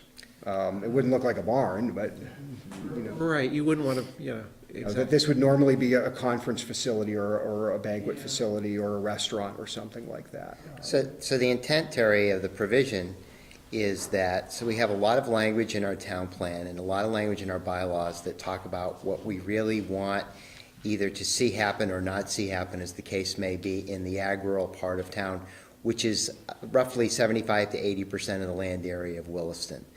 And we want to preserve a working landscape, a working farm, something that's been there. This is one of the ways you can help a farmer like that generate revenue and preserve those structures which have been an important part of the landscape for a long time. And that's the emphasis on the historic portion of it. So this ordinance would preclude somebody from taking a historic barn and making it look like a Las Vegas wedding chapel. They couldn't do that, right? They would have to follow the state's guidelines for the restoration of historic structures. So if the state has a provision that allows that, then the answer would be yes. But if the state doesn't, the answer, I'm assuming it's in line with your question. And maybe not the opposite, but if somebody were to build what otherwise looks like a historic barn, but in fact is a modern, reproduction, that would not be okay also according to our zoning. In the agro, yeah. It probably couldn't get approved in Taft's Corners, because, okay. Yeah, that's right. Yeah, exception for that. That is true. But it raised some good questions for us. For example, under the current rules, gosh, what if somebody bought a barn from the Northeast Kingdom and disassembled it and, dragged it down to Williston? Right. It's highly unlikely such a structure would be listable because of that change in location. So the intent was really to limit this to encouraging the restoration of barns that are already here in town, generally where they are already and that sort of thing. Yeah. And a good example of that is the Isham barn. Yep. Okay. Any further questions? That's a great way to help the farmer who's getting squeezed, right? Keep those historic buildings in place. So the question before us is, will we consider scheduling a public hearing on the Unified Development Bylaws? Chair, entertain a motion. Yes.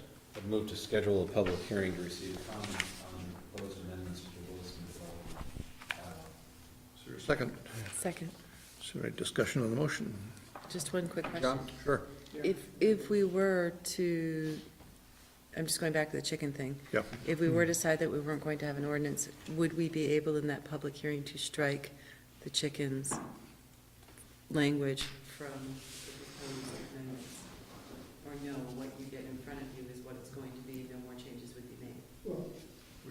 The board can make changes, but it would probably have to schedule another hearing if it's a substantive. Sorry, just, it was a procedural question more than anything, thank you. Right, so if there are going to be substantive changes to what's proposed, statute provides that it has to be sent back to the planning commission for comment and then come back to you. So, doesn't mean the planning commission has to agree with you, but they have to be given an opportunity to comment on it one way or the other. So it would entail an additional step, and I think that means another public hearing after that. Thank you. So if we were, when we take up the chicken regulation item, we could make a motion at that point in time to remand it back to the planning commission, I presume. Okay, not that I'm It was in just favor of that. procedural questions, yeah. Yes, right. So is there any further discussion on the motion? If not, all those in favor of the motion say aye. Aye. Any opposed? No abstentions. Thank you very much. So Ken, I know that you are going to be here for the sewer allocation ordinance thing. That's correct. Are you for anything else? I'm also going to be here for the conveyance decision, Okay. so I'm going to be here for a while. I'm just trying to figure out the order of things. Perhaps we can do the conveyance of the existing right-of-way to the developer, the discussion on that now, and then go perhaps to attachment A after that. Okay. Thank you. Thank you. So, conveyance of the existing right-of-way, Ken, you're here to do that. Is Eric going to weigh in on that as well, or? And I think we had Ben Avery here as well, who is the developer. Why don't you go up to the table too? So Ken, why don't you lead off then? Sure. So what's before the select board is a request from BlackRock Construction, Ben Avery here on my left representing BlackRock to convey ownership of a 60 by 175 foot right-of-way currently owned by the town to BlackRock Construction for the purpose of BlackRock constructing a private road. So the land in question was a right-of-way that was reserved for a possible future road back in the day when the Southridge development was approved by the Planning Commission in 1993 under SUP 8734. And so when that happens, the developer prepares, we require them to prepare an irrevocable offer to dedicate. And that means the town can take control of the land anytime we want, but we're not under any ownership to take control of it if we don't. In this case, the town took ownership of it. BlackRock intends to use the right-of-way to build a road that would provide access to their project from Metcalf Drive. Now, long-term, there's a high likelihood that the roads within the proposed Northridge development would be public. But in the short run, it would be private, and it would be private simply because it's only going to serve a small number of dwellings, and it's not going to connect to anything else. It's just going to provide access to that one project, and that's in keeping with language that we have in our Public Works Ordinance.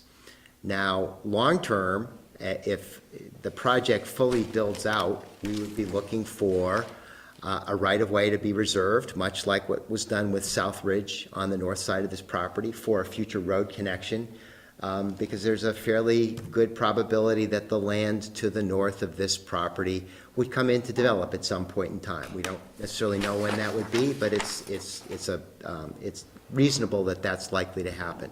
And that would be a time at which we would want all of those roads to become public, which would mean we take over the maintenance liability, the plowing of the streets, et cetera, all of those things.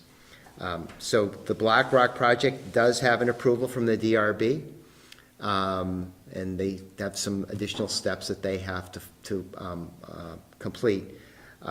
We were advised by Joe Fallon, one of our attorneys, that it would not be advisable to allow a private developer to build a private street over town-owned land, which is why you have this request for the conveyance. I did in my memo provide you some language about connectivity, both from the town plan as well as within our bylaw. This idea of projects connecting and having an interconnect network of street, it is something that's important. The fact that we reserved this right-of-way over 20 years ago, I think it speaks to the fact that this has always been it's been a long-term consideration of the town in how we manage our development regulations. So what we would be looking to have happen is, so if you are so inclined, you would convey the land to Black Rock so that they could build the road. As part of the permitting, the full build-out of all the permitting, we would get an irrevocable offer to dedicate from Black Rock to basically to give us all this stuff back in the event that the road is going to become public. So then we can just take it over and then go from there. Questions for Ken? I think I totally get it, but I still feel I need to ask, is there any local opposition to this? So there are neighbors to the property, people that own homes on Metcalf Drive and on Coyote Lane. They have attended the public hearings. Various members of the public have, expressed their concerns, whether it's traffic or what it's going to be like for construction and those kinds of things. So, there have been folks who have raised some concerns. The project was just approved by the DRB a couple weeks ago, 1 week ago? Technically, yeah. Right. So the decision letter that notifies of the approval, that will take place after the DRB approves its minutes at their next meeting, which would be... That's already occurred. We have the letter. All right, so the letter went out. There's a 30-day appeal period as prescribed by Vermont state law. Whether or not there's going to be any formal opposition beyond the mitigation measures that were requested and approved by the DRB as part of the hearing process, that's not known at this time. And there's a process built in here, if the town, we have to post notice, and so people have objections to this proposal, then they can sort of raise them. And I'm sorry, I didn't read this in here, I might have missed it. Is this the only access to the property? That is correct.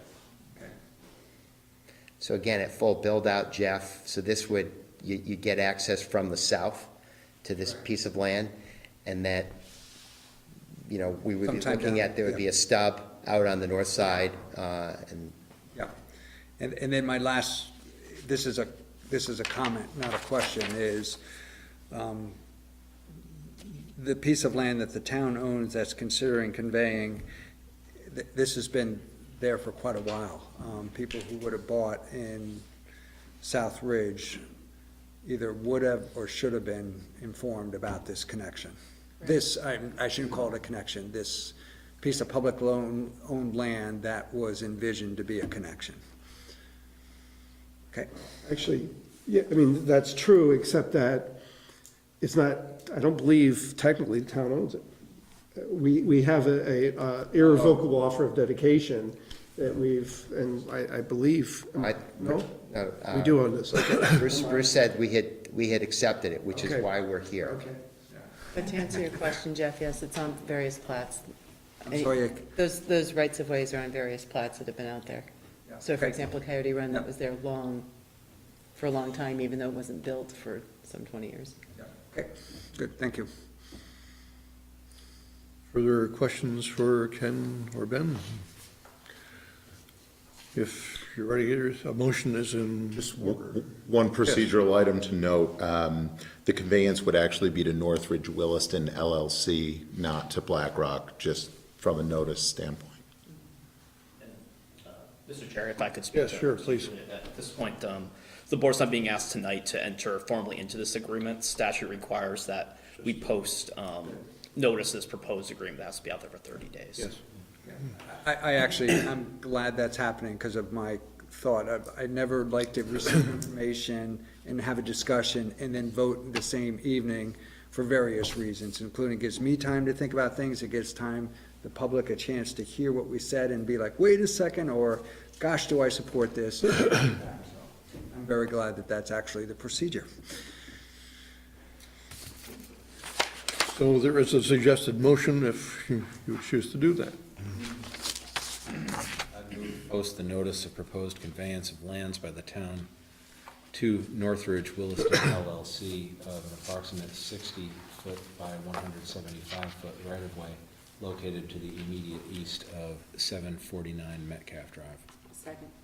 Is there discussion on the motion? Hearing none. All those in favor of the motion say aye. Aye. Aye. Any opposed? No abstentions. Thank you both. So I think, Ken, as long as you're still here, Okay? we'll go a little bit out of order and take the sewer allocation ordinance, attachment A at this time. And as briefly as you can, go over your memo to us on that. Sure. Thanks, Terry.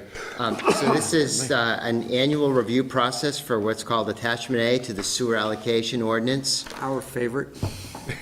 One of the highlights of the year. And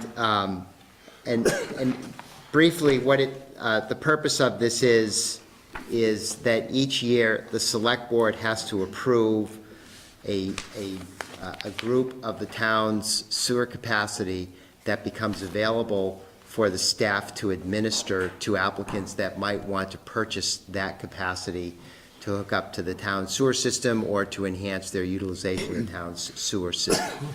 And so during the course of the year, when an applicant comes to staff and makes a request, we have to look up in these various categories of the sewer allocation ordinance how much capacity we have available and whether or not their request is going to fit within the amount that's available. So there's some language. We have currently about 1,050,000 gallons of capacity we share with the Village of Essex Junction and the Town of Essex. We've been doing this for some time. The amount of allocation that you're asked to make available, it's in keeping with policies that are contained within the town plan and part of our residential growth management system, et cetera. And we try to set this up so that we're looking at capacity and what's available over a 20-year time frame. I mentioned that we've been in the process of increasing the amount of our capacity. We completed some of that addition recently. We're still in the process of acquiring some additional. When that's completed in FY22, we'll have 1,080,000 gallons of capacity.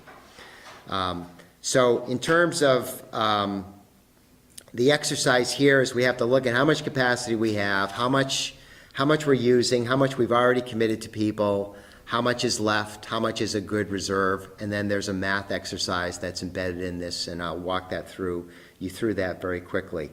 On page 3, there's a couple of charts there which we use to monitor both sort of long-term and short-term trends for how capacity is being utilized. About 10 years ago, or between 10 and 20 years ago, the view of what was happening in the future looked very different than what we've seen over the past 10 years, where the amount of flow in the system has been roughly flat even though the number of households has increased, the number of businesses have increased. There's a variety of reasons for that, but it's taken some of the edge off in terms of our making capacity available because of that dynamic. So when we go over to the numbers on page 4, it really shows you that how we get to the whole, how we get to allocation. So we take how much we have available, we take out how much is flowing through the system, we take out how much has been committed or sold to somebody but it's not online yet, and there's a number for reserve. I will point out that Terry sent me an email and pointed out that the amount of capacity reported in Table 2 was different from the amount that was reported in the text, and I looked that up today, and turns out the number in the table is correct. So Okay. it's just a matter of correcting the number that was in the text, fortunately. Otherwise, there would have been all kinds of corrections.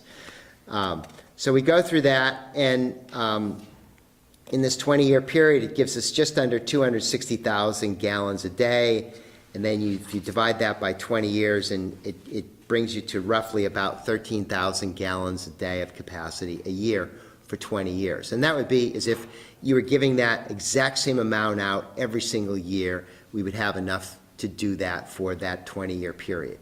What we do see historically, and it is reported in one of the later tables in the report, is that what we tend to see is the averages is that we actually give out a lot less than that. And there is some variation. It goes up and down from year to year. But in terms of what we actually see long-term, it's significantly less than that. And on page 6 and 7, you see Table 3, and that shows year by year how much capacity the Select Board approves, as well as the 10-year average there on the far right. And then on Table 4, out of that capacity that we make available, how much we actually literally sell to new users. And so when you look at the 10-year average and you average out all those categories, it's just under 11,000 gallons a day. So that sort of is the trend. So the trend is less than the 13,000 gallons a day on average. So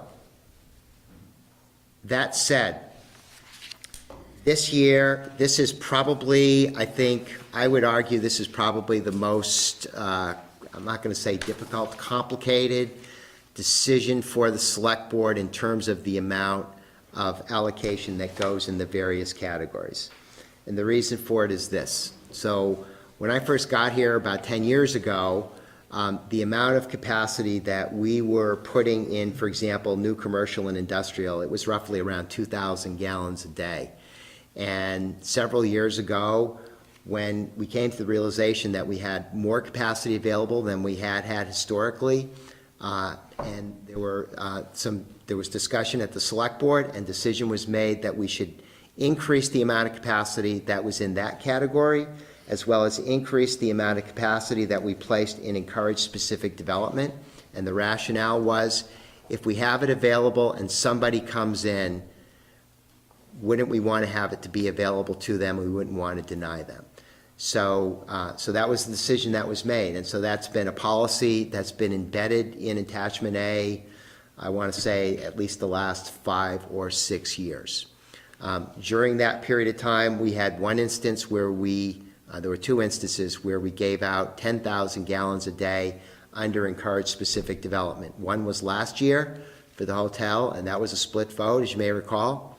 And then the other was 3 or 4 years ago when Keurig Green Mountain came in, and they requested 10,000 gallons a day out of encouraged specific development. So those are sort of 2 noteworthy things. So this year, there's another hotel in the pipeline. And that hotel has told us that they estimate that they're likely to need about 12,000 gallons a day of additional capacity. So, based on the discussion that we had under encouraged specific development last year, I have placed that 12,000 gallons of necessary capacity and added it to the 7,500 gallons a day in new commercial industrial. So Over the last several years, you have been approving 7,500 gallons a day in that category. For the purposes of the proposal, I'm assuming you would want to do that again and adding the 12,000 gallons to that. Now, there are other options that you have available, clearly. One is you could reduce the amount of capacity. Instead of 7,500 gallons, that could be reduced to some measure. You could also say that the hotel should come back in under encouraged specific development. Now, I have not proposed it in that way, as I said, because you had a split vote last year. I simply want to inform you that this hotel is out there. It does not have an approval from the DRB yet, but there's a pretty good likelihood that it could get an approval, and then they would need to have sewer allocation in order to build that hotel. So I think that's the question: is how is it that we want to handle that sort of kind of outlier of a demand? So I'll also note that we are anticipating some additional demand for new residential this year than we've had in previous years. But that, in a nutshell, is the crux of the decision point for the select. So I'm sure you have questions for Ken. I'll start. Actually, I'm good with the idea of going to the 19,500 on the commercial. I am actually going to argue something on the encouraged specific development. It might be a split vote again. The experience we had back in January with a hotel taught me that I did not see a difference between normal commercial industrial in that application and specific, encouraging specific development. I just didn't see where that project was really doing that. Or stated differently, there could be a multitude of projects that you could have made the same exact type of argument for. And so my point is that, to me, that category, encourage specific development, has gotten meaningless. So it's kind of like, why have it? Because we set the bar. When I say load, I don't mean that negatively. It's just, it was a standard commercial type development that met that criteria. So are we really protecting a goal when we do that? And I've come to the conclusion that we really aren't. And it's not a negative comment. I hope it isn't taken that way. So I just don't see the need for that category. Why not just have one commercial category and maybe have it, 19.5 plus the 10 and round that to 30? And sort of in support of that, if you will, is over time, I've kind of questioned, should we have some sort of commercial industrial type growth management in Williston? And the answer is pretty much always come back, no.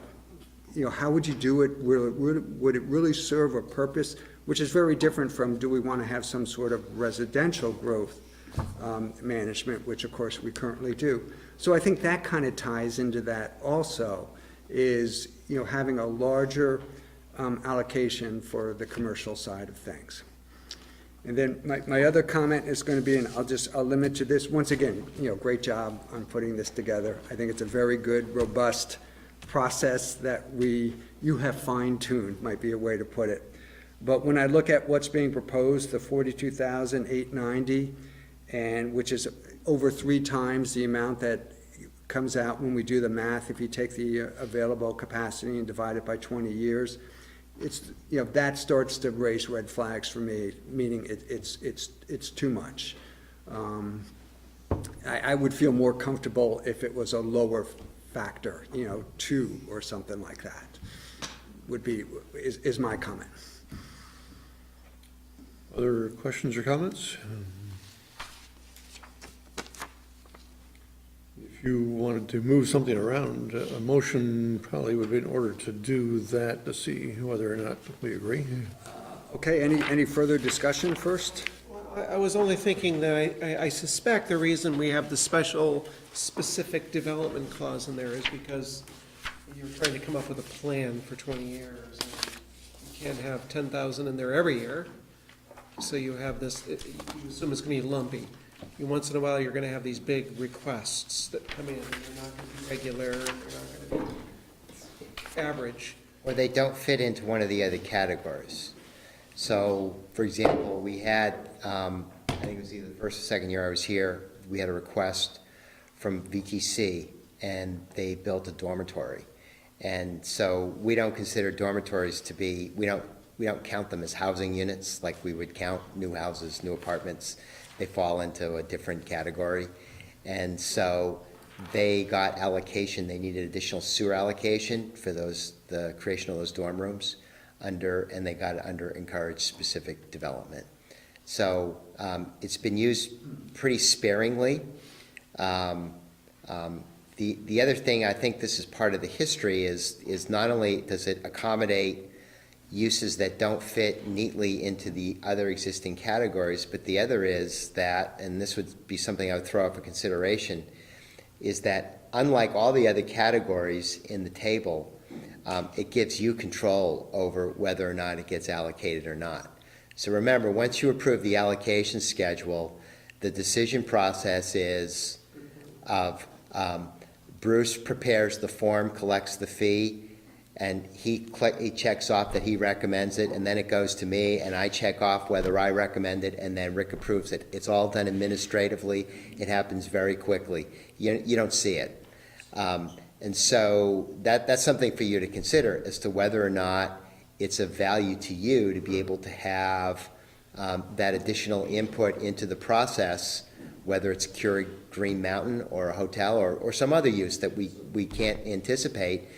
You would have to sign off on it first. And I think part of the history of why that's there is because there was a period of time when the amount of capacity that was available in the system was very, very sparse, and there was not a lot of leeway. And we're in a different era now, and things are different, and maybe that thinking is passé. I think that's for you to wrestle with and decide.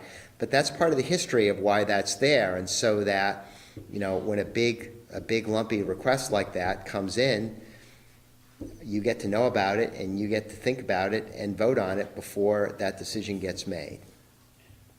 So Ken, if I could ask then, so this hotel that we had, that we voted on in January versus the hotel that you anticipate coming in down the road, the one we voted on January, we voted under encouraging specific development, i.e. the select board should, you might be, I could hear there's an argument that we should have reviewed that one. The hotel that's coming down the future, which is even asking for more capacity, you seem to be arguing that we shouldn't vote on that one because it's under the commercial industrial category. Well, because there was a split vote, Jeff. Now, I'm always, I hope you would understand that as I'm always paying attention and listening to what all of you say when I'm here. And so I took that into consideration in my recommendation. I think, quite frankly, you could go either way. Understanding the history and the sensitivity to big chunks of allocation going out the door, I would wonder why you wouldn't want to have some additional say over it before it goes out. I would just sort of raise that as a question. From a staff perspective, it doesn't raise a big fuss for, certainly for me in any way. But from your perspective, I think that's part of the consideration, is whether or not you feel you need to have some additional, some additional input, some additional decision-making on that. I think the best way for me to answer that would be in those cases where the use is in our current zoning, it's an allowable use in zoning, I feel comfortable with staff. In cases where it isn't, or maybe it's a question mark whether it is or isn't, then that would be a case where maybe it should come. I could see it makes sense to have it come before the select board. In the case of the hotel, and I don't mean to harp on the hotels, that's already an allowed use. So that's where I would argue, I don't think we need to see it. And on that score, I would say, I think that within the process that we have internally to do it administratively, it is pretty rigorous. I mean, what it says is, the manager approves it, but he doesn't approve it. In fact, Rick always says, I don't want to see this until both of you guys over in the annex have taken a look at it and recommended it first. So it's been looked at from both the perspective of the person that administers the system as well as the zoning piece. So all those things are in place. And I would add to that, it's also consistent with my view of sewage should be there to support the development the town wants to see, and not the other way around. And I don't know how much that added to the discussion, but it's again, if it's consistent with our zoning, then and we have the capability to provide that allocation, then it should happen through an administrative process, not through a select board process. Further Sense. questions for Kenton regarding this? Are you going to make a motion to? I will make a motion. I will waive my 1-week preference. I'll move to schedule a public hearing to receive comments on the proposed attachment A of the sewer allocation ordinance for fiscal year 2019 with the following changes. In table 5, category 5.2.1/5.2.2, new commercial and industrial, read 30,000. There would be no, same table, no section 5.2.9, and with the amount under, no, I need to end it there, because my next one wouldn't work. So you're adding, you're making it 30,000 for the first numbers, and you're leaving 10,000 and 5.2. No, I'm striking You're that whole striking that category. as zero, the whole thing. It's just not Strike. part of the table Yep, anymore. got it. Is there a second to that motion? Hearing no second, the motion dies. Another split vote. I just wondered whether we should have, we couldn't certainly allow this every year, right? This kind of allocation, because we would run out. That's correct. Well before so it seems like we should have some thoughtful, not that you're not doing a thoughtful analysis, but I think the whole reason you put that in there is to propose that the select board make a thoughtful recommendation or review of this abnormally large allocation. What I see think happen. that might be a good thing though, right? Well, what I see happening potentially down the road is if we are using up, let's say, the majority of, in this case, the 42,890 gallons, if we're starting to use up most of what is being recommended to us, then the town planner is going to start modifying how much is in future years, because if he doesn't, then we are potentially going to run out of capacity before the 20 years is over. And that's exactly the situation we want to avoid. Well, a little bit different. We approve it every year because history has shown us that we don't use as much as we allocate. We don't sell as much as we allocate. That could change down the road, and already we're starting to hear that is changing down the road, because we're seeing more commercial interest in Williston from a commercial side of things, commercial retail, whatever side of things. And so if 2 or 3 years down the road, I personally, if I'm still on the select board and reviewing this, and I see that trend, I will be raising my hand much more forcefully, saying this just doesn't make sense, because the trend that we saw in the late, whatever you call 2000 teens, has changed, and thus we need to change this because of that change. Very similar to why we changed back after we got off that steep curve and where it flattened out with. We're asking for more capacity. Yeah. Well, that's a huge unknown. I mean, that's not a given by a long, because we. Of course, right. Yeah. after this next 50,000 is over, I don't know if we'll be able to get any more.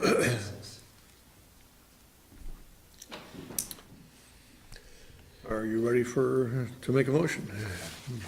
Move to schedule a public hearing to receive comments on the proposed attachment A of the sewer allocation ordinance for fiscal year 2019. Second. Sorry, discussion on the motion. Hearing none. All those in favor of the motion say aye. Aye. Those opposed say nay. Nay.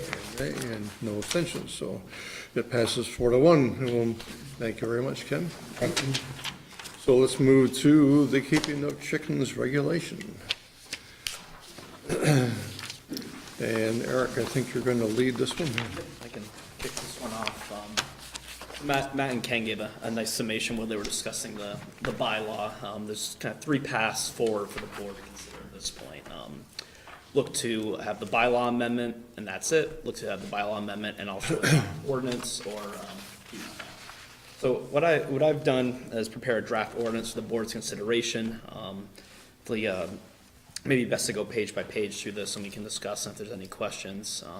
This is a draft. The board has questions, modifications. We can make those. If the board wants to schedule a public hearing at this point, it can do that as well. But up for discussion for the board tonight. So this is a starting point for us. I'll just kind of say the key areas here, thinking about the ordinance: the permitting question, quantity question, housing environmental question, overall public good question, and enforcement question are kind of the categorically. Have you modeled this after other? Yep. Yeah, what I did in this is I looked at what the city of South Burlington had in place, Essex Junction, looked at kind of our ordinance template, looked at our enforcement language, and kind of the structure for the waiver fees and the penalty fees, and kind of took consideration. We had this out publicly in January. Some members of the public looked at it, weighed in on some thoughts as well, worked to take those thoughts into consideration. Planning office has reviewed it and looked at it to make sure things lined up from a planning language perspective.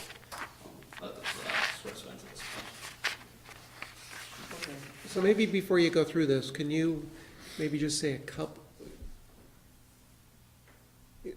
I assume you're proposing this because you think we need to do this. There's a reason we need to regulate the the keeping of chickens. We need to regulate how people. Somebody came forward and wanted to have chickens, so that's this process. No, right, but we could just do that just by zoning, right? We could, but this is implying we're gonna regulate now how chickens are kept to maybe keep the peace amongst the neighbors and regulates, health and safety. It was our understanding that that's the direction the board wanted to go. Right, yep, I'm just asking. Kind of yeah. reopen, so that's.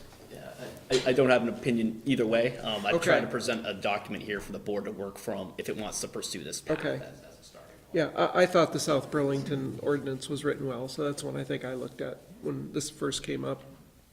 Yeah, there's Some time ago. a lot of this is lifted from their Okay. language. So if you could briefly go through it, sure.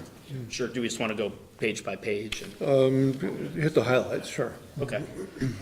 Eric's okay if we interrupt with questions? Yeah, sure, Okay, please. great. So the first section's authority and purpose. Pretty full of figure, kind of lining up why we would be doing this, why we have the authority to do this.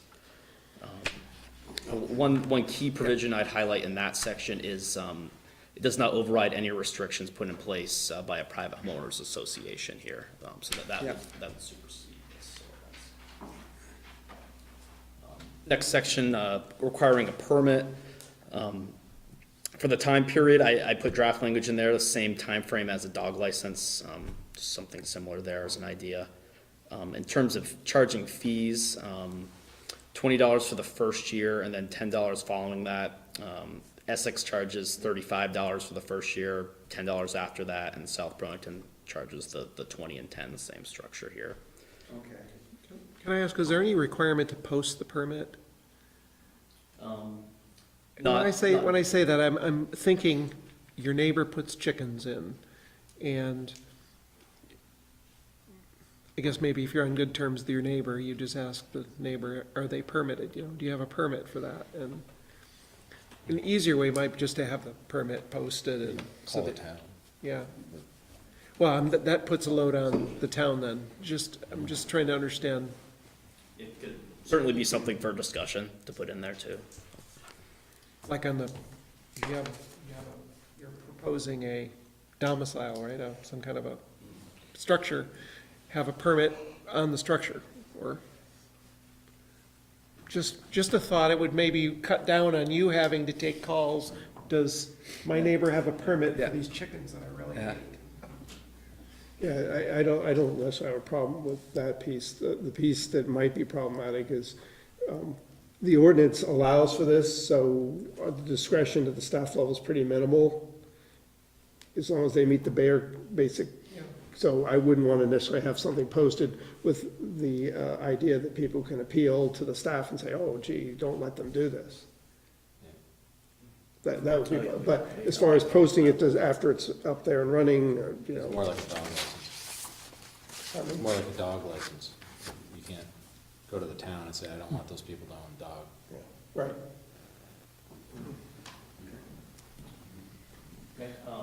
Next section, the exceptions, that was just standard language I took from the two other ordinance that were considered here.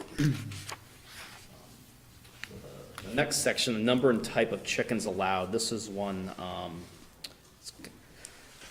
that's probably one for a main point for consideration here. So quantity of chickens, Essex, South Burlington allow 6, Essex Junction allows 4. What we looked at here and some feedback I have from the community is thinking, depending on where somebody lives, do you want to have a blanket number of chickens throughout town, or would it be dependent on how much land the person has? So what I'm proposing is to consider based on lot size, a maximum number of chickens, and then something to consider a flock quantity waiver, if you would.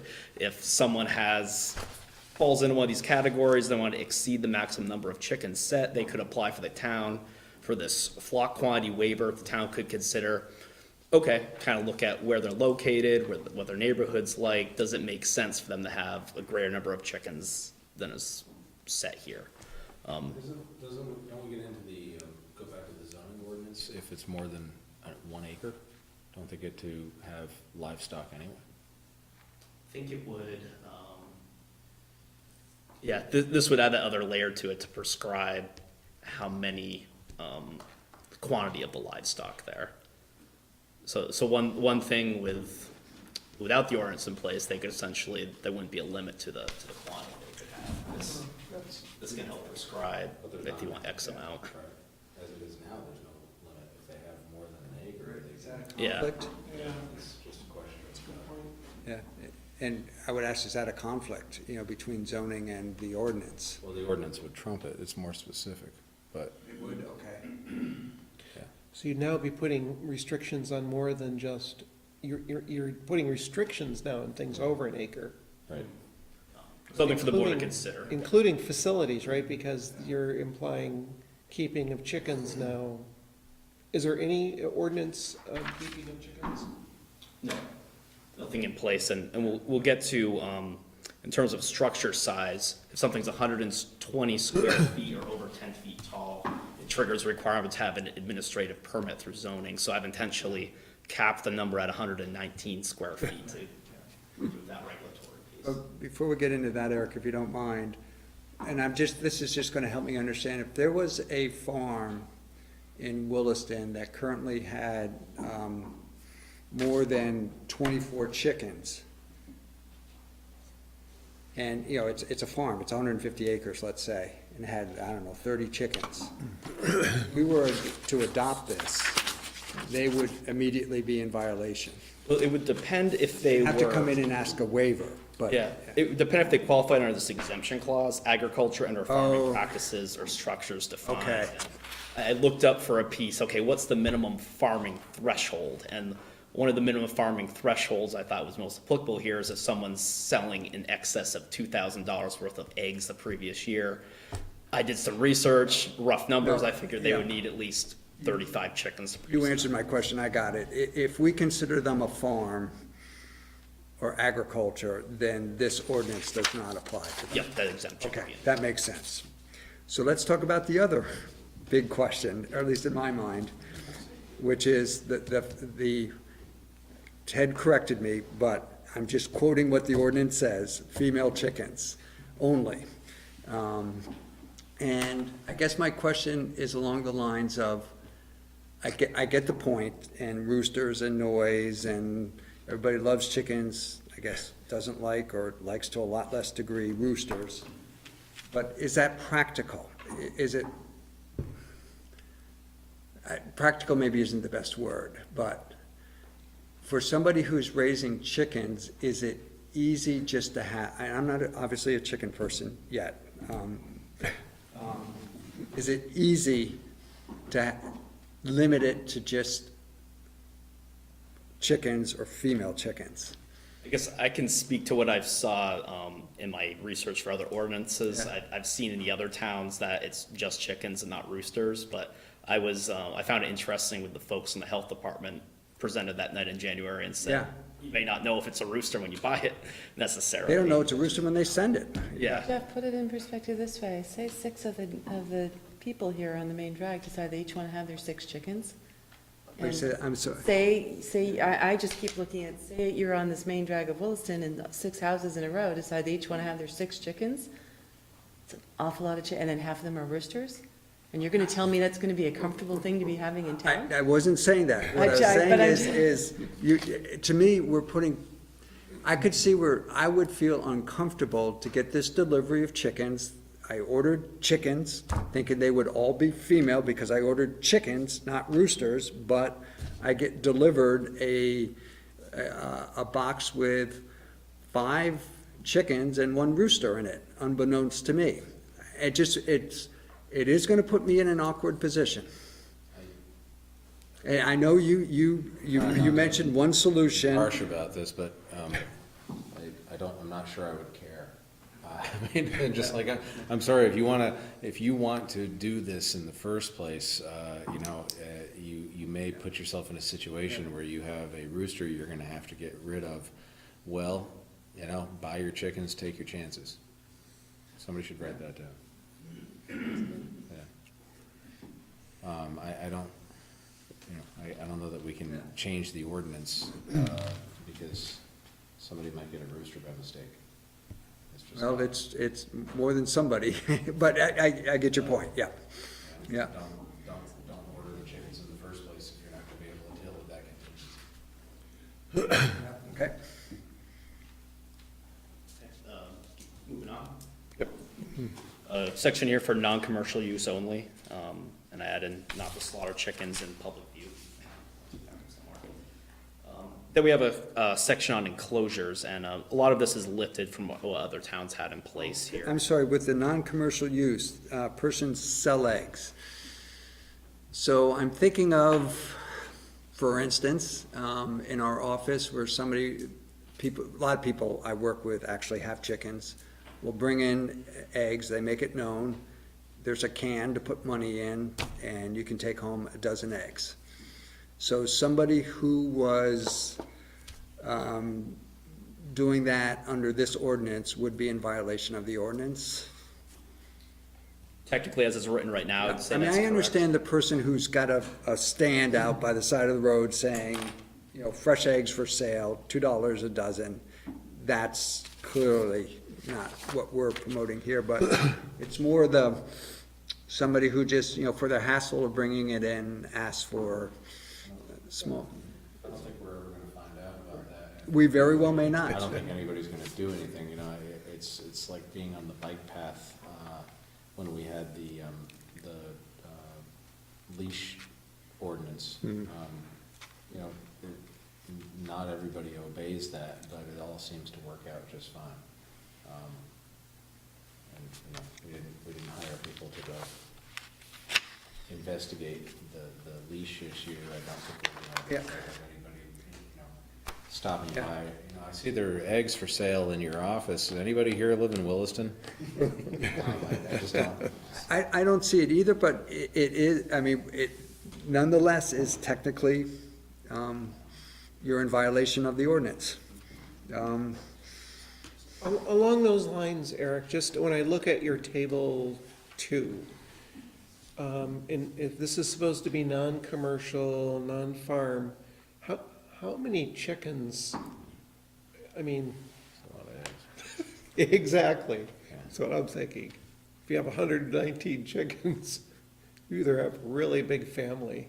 119, That's the square footage. Oh, I'm sorry, That's I'm okay. sorry, I'm sorry. the max is 24. 24 chickens. Still, 24 chickens, it's a lot of, What I, non-commercial use for whatever you're doing there. Do they lay an egg a day?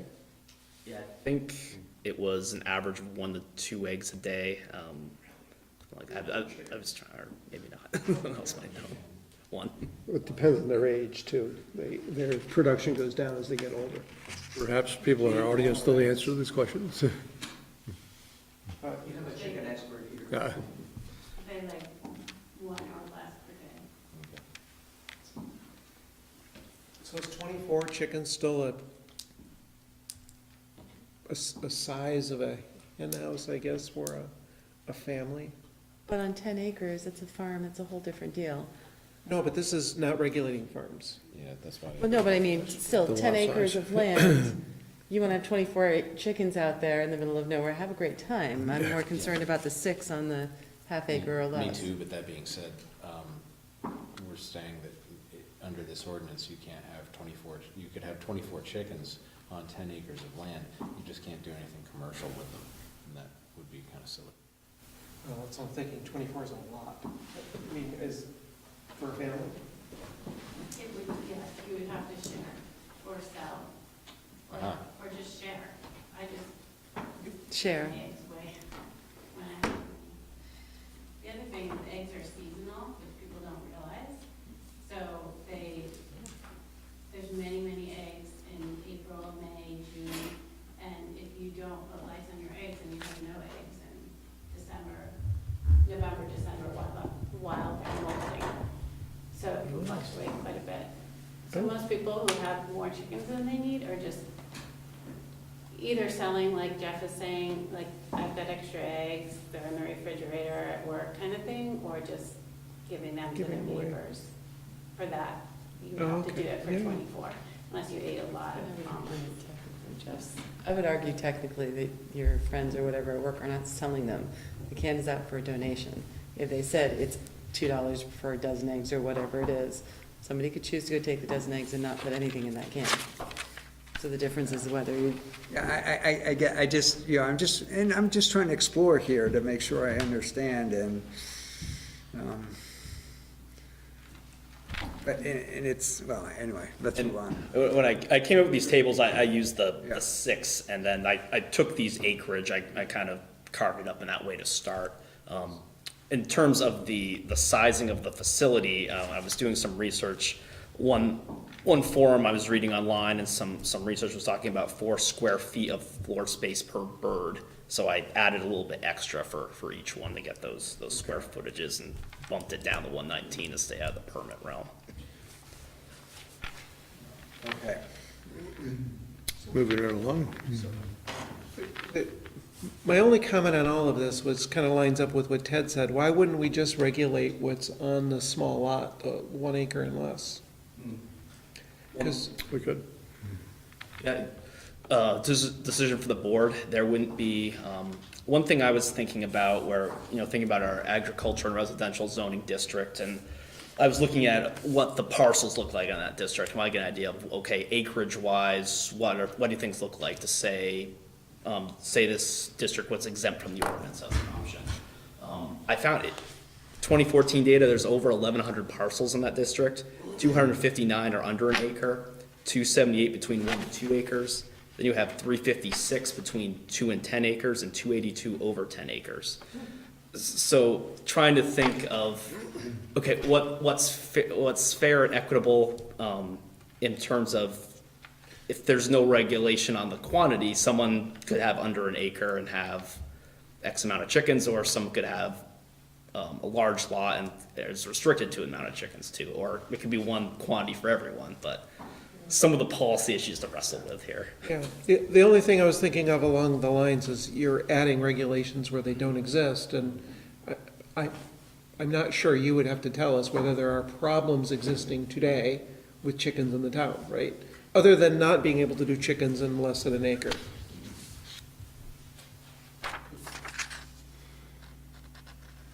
I don't know how ever,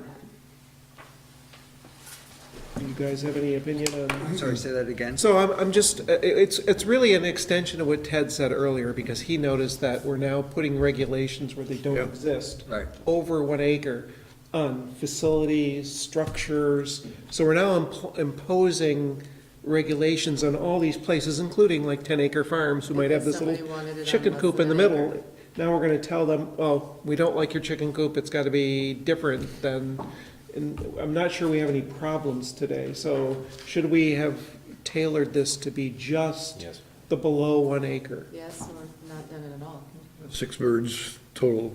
Yeah, basically make it really simple. If that's consensus, we can ask staff to reconstruct these. Consensus. Yeah, I I think mean, I'm you're- opposed to this you- in general, so, but zero- everybody zero knows would be that. good for you, Yeah, but, 0 but would if we're be gonna do it- perfectly fine for me in a residential area, no. With your concern, I mean, you live in a neighborhood. Oh, I'm not worried about my Okay, neighborhood. all right. I'm just worried in general, I don't think chickens belong in town. It didn't work in Burlington, it hasn't worked in other areas. I would rather see Isham come up with a chicken co-op, quite honestly. If you wanna go do this, go out there and have chickens, but Historical barn chicken co-op. there you go. But my fear is if everybody on this road decided to have chickens, and you've got 6 per house, and there's no way you're gonna tell me you're gonna contain the smell or contain all of these things. Our dogs get loose, eat somebody's pet chicken. I just see all of these things happening, and I just don't see chickens belonging in town. That's me. I understand what people are trying to do. I also think some of this, for some people, they're very serious, and it's a passion and things that they do long-term. Other people are gonna be picking up because it sounds like a cute experiment that's not gonna work well. I worry about that. You will have the experimenters for sure. Right, Me, I have no if- interest in, If I were in town and both my neighbors on either side had chickens, I'd have a Camaro. And if I tried to sell my house, I would have issues with it, because I know that there'd be people that would say they're coming to the nuisance and they don't want it. those are really good points. Does the ordinance protect us though from the smell, the sound? There's stuff in there, but you gotta We'll get- enforce it, and, yeah. who knows, and then there's all these parameters for it. So I heard consensus on limiting this to 6 birds and under 1 acre, right? There's, So- I'm not agreeing with that, but that's okay. Well, we have It sounds like majority. we have 3 of you that, Would the board want it, then essentially if you own greater than 1 acre of land, the ordinance wouldn't be applicable to you at that point? That's right. Correct. Yeah, Well, because I think today that situation is okay and we don't regulate it and then we don't have a problem. At least I'm not hearing we have a problem. well, could we just talk about that just a sec to make sure I'm clear? So somebody owns 1.1 acres, are they allowed to have chickens under the current ordinance right now? we have an ordinance. Under the current ordinance would apply. On the current There's zoning. no Under ordinance. current zoning, they're allowed to have chickens. But if they could become a nuisance under the normal Right. town, what would that be, a bylaw or? Could be a zoning issue. Zoning? It could also be a private Yeah. cause of action between. So, and just to make sure I'm clear, what the consensus is we don't want to regulate that 1.1 acre and larger. Yep. They have 100 chickens, if they're not a nuisance, they can have 100 chickens. If they are a nuisance, then we have to figure out how to enforce. Well, if they are a nuisance and somebody complains about it, that's between the private neighbors and whatever, that's not, or we're not trying to do anything with that. Right. Whoa. We haven't had, I'm just basing this on, we haven't had problems that I'm Right. hearing about. Yeah, So why put new regulations in place and the burden of, if you put a new regulation in place, is Rick gonna send out an We're trying to army of solve a people problem that doesn't checking? Right, exist. Yeah. exactly. You add administrative load where it might not be needed, and cost and. I guess I would ask the board, to that extent, if we're gonna exempt folks who have over 1 acre of land, would we still want to require folks under an acre of land, acre or under, to register, to go through a permit process? Yes, Yeah. yes, And would you want to have a fee associated? with Yes. it? Oh, yeah. So, okay. higher than what you've suggested. Yeah. We'll make those modifications. Moving on.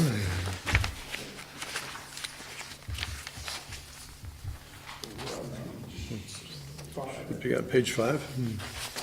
Okay, so I'll go next. We discussed a little bit odor and noise impacts, not perceptible of property boundaries. Noise impacts would then follow our town of Williston noise ordinance reference there. Lighting, basically, so it wouldn't illuminate adjoining properties or disrupt your neighbors. Predators, rodents, insects, and parasites. Owner would take all necessary action to abate the attraction of these critters in there. Feed and water, make sure the clean water is available at all times. Make it unavailable to other pests that would come in. Waste storage and removal, a lot of this lifted from, I think, South Burlington. No more than 1 20-gallon container of manure be stored at once. That kind of ends the environmental kind of habitual section of this. The next section gets into enforcement. Well, before, on the waste storage and removal, so it sounds like this is saying it has to be removed. You can store it for a short amount of time, but it has to be removed. Yes. If somebody wanted to compost it or use it in their garden, dispose of it on their own property, would that be allowed? Similar to how somebody might compost their food waste right now on their own property, on less than an acre. We have all stored manure shall be covered by a fully enclosed container or compost bin. No, but what he's saying is, They want it once cheap. it's composted, What do you do with it? what do you do with it? Yeah. Can you use it on your garden, or do you have to totally remove it from the property? People do that? Well, yeah, well. Actually, chicken manure is high in nutrients, and You could bring it's it in also, I from assume, somewhere else very right now. It burns, and so you want to compost it before you use it in something like your garden. Yeah, I mean, you can bring it in now from somewhere else and come and fertilize your garden. You can go purchase, dehydrated chicken manure. That doesn't smell so bad. That other stuff does. So In fact, the organic stuff is usually contains. we put some language in here that allows that, Yep. that usage. Yeah, and of course, the nuisance provisions would kick in if you don't do a good job of it. It seems like this is just trying to prevent them storing huge quantities, right? Yeah, getting a commercial fertilizer operation going or something. Which Can I ask a question of our audience member who has the chickens? Ma'am, Lynn? can I ask a question of you? Do you know are there any health concerns for composting chicken manure and then using it in your garden versus what we get that's already been treated or done whatever through some other large facility that does this? So I would say not more than any other kind of composting. So any composting that's done at home is not done to the same degree that they're doing at Green Mountain Compost or any municipal facility where those piles are super hot. Right. They're testing the temperature, their municipal commercial composting facility. At home, temperatures, people don't usually get their piles up to the same temperature. And that applies to anything, food waste or barn Right, and waste. all of those can run a health risk. Do you know, is there more of one when you start getting chicken, cow, whatever it is, manure that you're doing that? Is there something more that we would have to worry about that we could potentially be spreading to children or whatever because it wasn't properly composted? So I would say no, because, and I used to be on the board for the compost organization, and we looked at this. Like I searched, I have a public health background, I'm a physician by training, so I searched the medical literature for like outbreaks related to compost piles, and there really there really aren't any. And so the thing about chicken manure is that it's usually mixed with shavings, wood shavings, and which you need because chicken manure is very hot. So the wood shavings and the manure go together in a compost pile, and you really have to let that sit and cure and break down before you would put it on your garden. I mean, you just wouldn't really touch it. So I don't, there's no more, if the person who's managing the compost is typically the person or the household who's also managing the chickens. So my concern about the 20 gallons is that you can't compost in 20 gallons. It's not big enough. You need 3 feet by 3 feet by 3 feet really to compost something. And that process will, by the time chicken manure and the shavings are all composted down, I mean, there's just really not any evidence to suggest that people are getting. But also, I'm getting that it takes a long time. Even if you had the right size container, it's going to take a very long time to do that, for it to compost down. Yeah. So composting is probably not the best thing to be allowing on such of chicken manure for your garden. I'm narrowing this down severely, is not the best choice to be doing with the chicken manure under these circumstances, because you don't have a container big enough to do it. Well, you couldn't do it in a 20 gallons is not that much bigger than your kitchen. That had nothing to do with composting, that's just a storage, maximum storage amount, I think. No, that's the same. Because, yeah, that's how much you're allowed to keep. You gotta get rid of everything else. So you can't compost in that size. Goes to the compost So bin. ideally, you would have like a 3-bin system where each is 3 feet by 3 feet by 3 feet, which isn't huge, but it's bigger than 20 gallons. And you'd fill one up, and then you'd fill another one up. Once that gets full, you turn it to the next one, because it helps to turn a compost pile, then you turn it to the next one, and then it would be ready for use. And so when you freed up the first one, then the new compost goes in there. So it's sort of a rotating, that would probably be the best. Where does it talk about composting in here? It doesn't. Jeff is bringing it up because he wants to do it. It does. There's a Put it in reference. compost bin in the first sentence, or second sentence. It's not, the way it's worded, it's not really Oh, totally I see, clear. okay, I got it, okay. My concern, if I could express it a little bit differently, is folks who have chickens are probably, the tendency is going to be, and I assume the vast tendency is going to be, to manage that waste on their own property. They're not going to be transporting it somewhere else for it to be disposed of. And as we consider how we want to regulate chickens, we need to take that into consideration too. It's just not going to leave the property. And so if we write an ordinance that says you have to manage it in a way that it leaves the property, I would expect the vast majority of chicken owners are going to be in violation of the ordinance very quickly. This section needs Yeah. to be changed. Yeah. So with six chickens, how long would it take to get 20 gallons of chicken droppings that, you would still call 20 gallons of chicken droppings because they, as you compost them with shavings and all this, you're creating, I assume at some point, something else, right? Well, when you clean a coop, it would be more than 20 gallons. So right there, I mean, you tend to clean the coop at certain times, like right when the snow has been all melted, or right before the snow is gonna fly, like certain times of year, and so you clean out the entire coop with all of the shavings in the bottom. And then there's always daily cleanings under the roost that kind of just get added. So it depends. So it depends how big your coop is. So a coop for six, but we're talking a coop for 6 chickens. You get a 5-gallon pail a week of shavings and manure with 6 chickens. Okay, Yeah, but that's, I think that's. but that's shavings plus manure. Yeah, it's actually like 90% shavings, but. Okay. Can I add something? I live under 1 acre I buy manure to mix in with my compost.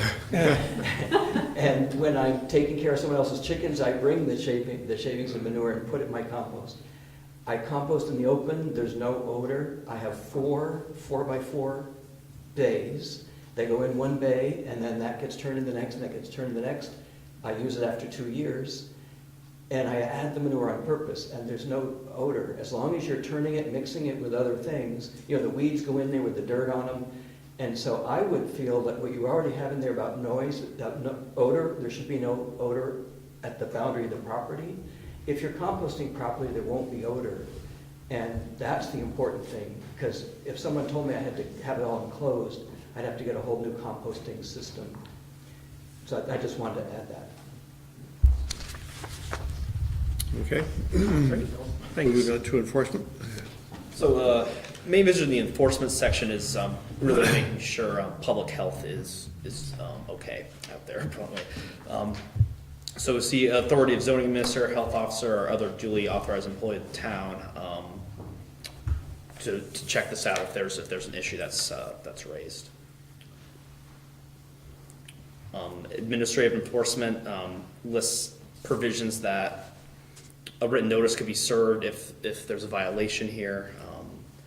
Some of them, the pen not meeting the regulations, setback requirements aren't being met, over noise, threat to public health, mentioned manure in here, malnourishment of the birds, unsanitary living conditions. They don't have a permit. Would also state requirements to complete the adjustments for the work to abate it. A fine would be in there, and then an appeals process. I would add to section D that removal of chicken and or manure due to a public health threat or public nuisance. I'd add a nuisance component to that. Because you can have something be a significant nuisance even though it is not a health threat unless you start playing with, well, it's loud enough to threaten my health. So, Sounds good.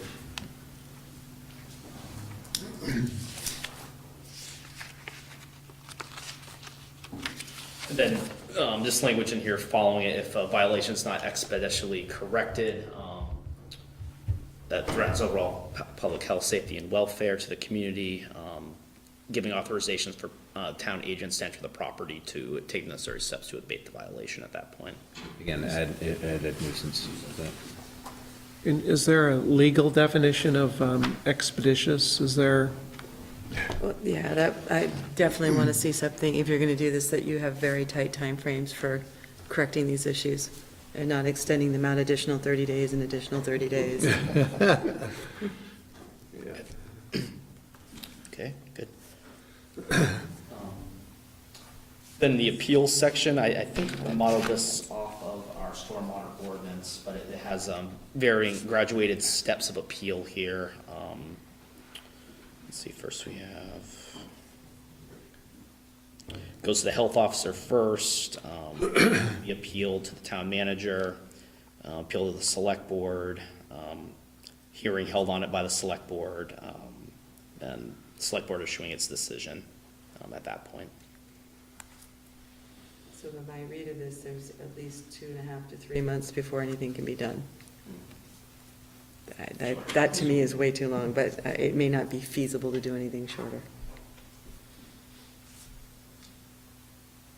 Is this the way the other towns have done it too? It's this kind of a long process?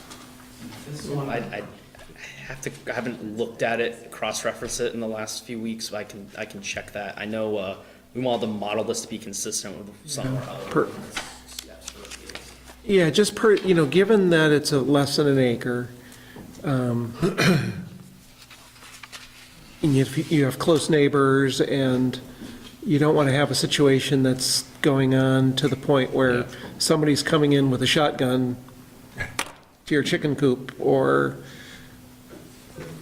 it just seems like we should have some kind of a shortcut process, and people should understand this up front, that, we're doing this because people wanted to, have this ability, but also we have to be conscious of the fact that small lots mean close neighbors, and, you know, the tolerance level's gonna be low, and the remedy's gonna have to be quick.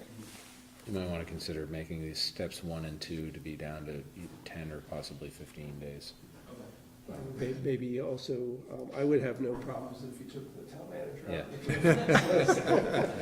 Yeah. You like starting with the Yeah, if you don't have to have, I agree. the less steps that you have for this, the better. Okay. You still want to go health officer route? Would you want it to go quicker to the select board? Kind I think it'd of be good. layering here. Yeah, well, personally, I think it would be good to have one step before the select board. Yeah. So the town health officer, if it's a public health problem, the health officer can write an emergency health order and stop it immediately. One-stop shopping. That's only But for if it's a public health nuisance, you know, problem. Not for a nuisance, but a public health problem, yes. what would be the path for a nuisance? People becoming ill from salmonella or something like that, I would think would be a public health problem. It would be difficult, but it could be done. Are you talking about like a civil nuisance claim? Yeah, And you have of to smell, follow or, that- you then know. You have to follow that whole statute. Well, no, but if we put a nuisance in this, step 1, they aggrieved chicken owner, I love that phrase, by the way, aggrieved chicken owner. Well, written notice of appeal within X number of days, 10 or 15, or whatever. I don't have a problem with it going to the health officer, even if it is a nuisance issue more than it is a health issue, because I don't know how tailor-made we can make it to say, provided however it is a health issue and not a nuisance issue. I mean, no, if the health officer is gonna look at it and say, this is more of a nuisance issue, I'm gonna keep it in place and let it go to the select board, or, I don't think that's a problem. Well, health issue is spelled out in statute elsewhere, so you don't have to worry about that. Okay, so we're gonna try and tighten up on that. I'll tighten that. Next section's the judicial enforcement. Yeah, that's just the process that we use to enforce town ordinances. Then you get into the penalties, either paying waiver fee, which are lower, or going to civil penalty. I believe I took these penalty numbers from our stormwater. Certainly up for changing, just for reference. South Burlington, they don't graduate on offenses, but they charge $160 per day of violation, Essex $200 a day for violation. I like it per day better.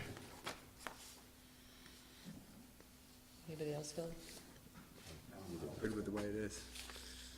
So it does say each and every day that the violation exists after the time allowed shall constitute a separate offense. I got no problem with Okay, thank you. that. We were I just like having a that. quiet You like that? conversation Yeah. about how it was written, especially with the sentence each and every day. Yeah.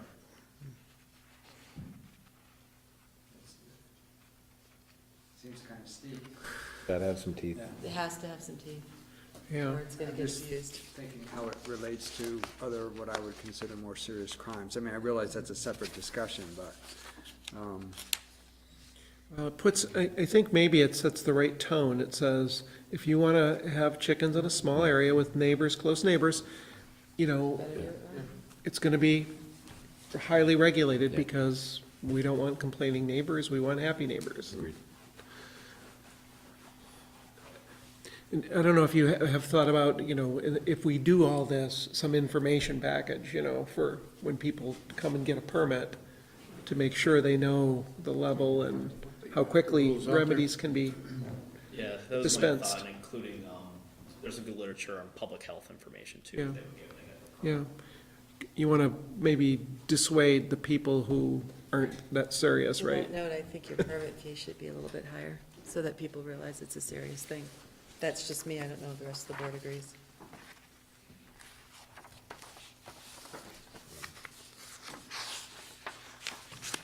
So, I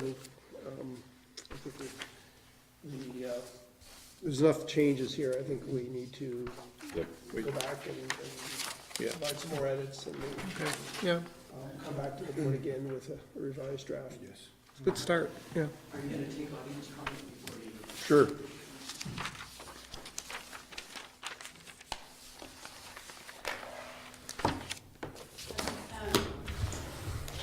So as I read through this, I think I mentioned before that I have a public health background and have worked at the health department and in CDC and background in infectious disease and environmental health. And as I read through this, it occurred to me that this is really mostly about nuisance and really not quite as much about public health.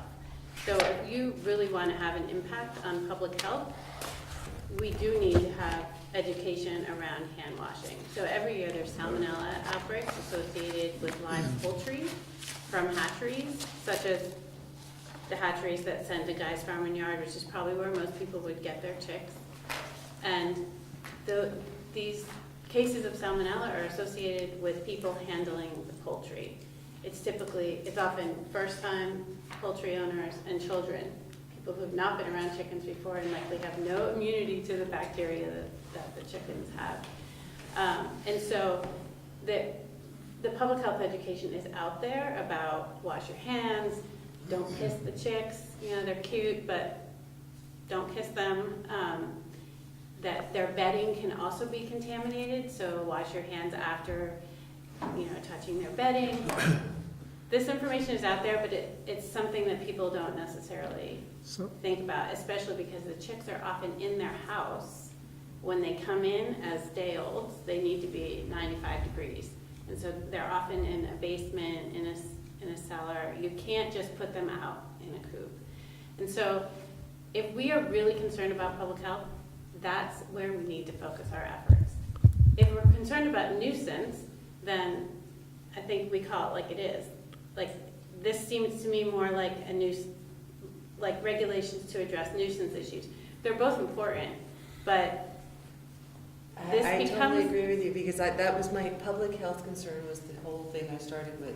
People are starting this as a cute little project without the understanding of just how serious it can be. I listened to the health person when she came, and you're absolutely correct. The biggest concern was children kissing the things, not washing their hands, not having the right shoes. I don't know how you get an ordinance that gets that clearly enough across to people that you could be setting yourselves up to get very, very sick and not even realizing it because you thought this would be a great experiment. That's why I said I think your permit should be higher. It's not for the faint of heart to do. It's somebody who seriously wants to do this and is going to study up everything to make sure they do it safely. Maybe that we And can the have nuisance. part of getting the permit would be signing off that you've read a pamphlet that they would have to read. You brought up great points, thank you. That doesn't necessarily have to be part of the ordinance. Right. It could be something administratively, we could. Well, the Department of Health, the public health vet that was here had some information that was good about hand washing as well, that we could be a handout that goes with the permit application.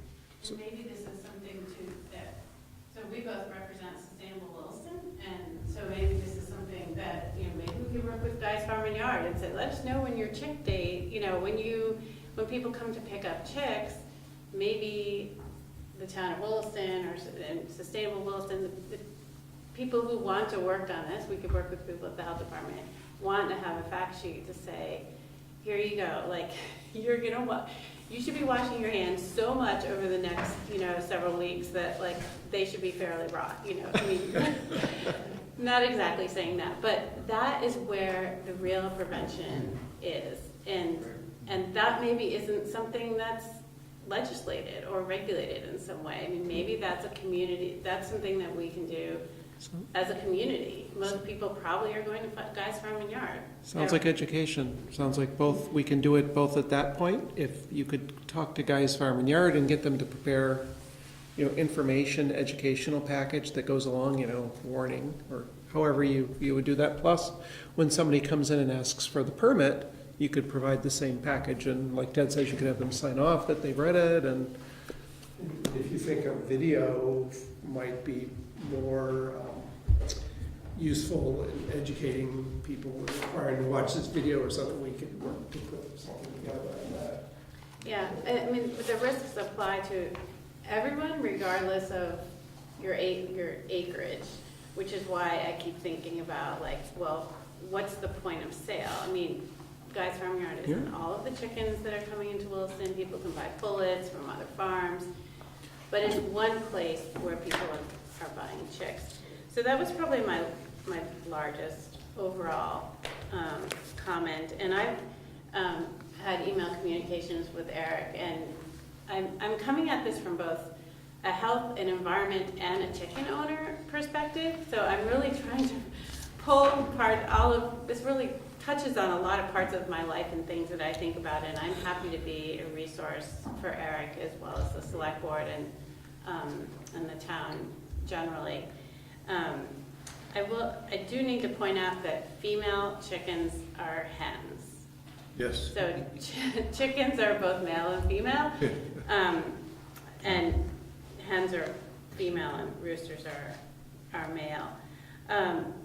I do feel like there are some of the parts around enclosure that could be really hard to meet, such as rodent proofing the pen. So I think people need to try to rodent proof and predator proof the pens, but rodents can get through really, really tiny spaces. And so in some ways I sort of feel like, I mean, you can't rodent proof anything really. I mean, like our cars aren't rodent proof, this building's not rodent proof. It's just really hard. And so I feel like that is unrealistic, and I'm happy to talk specifics with Eric.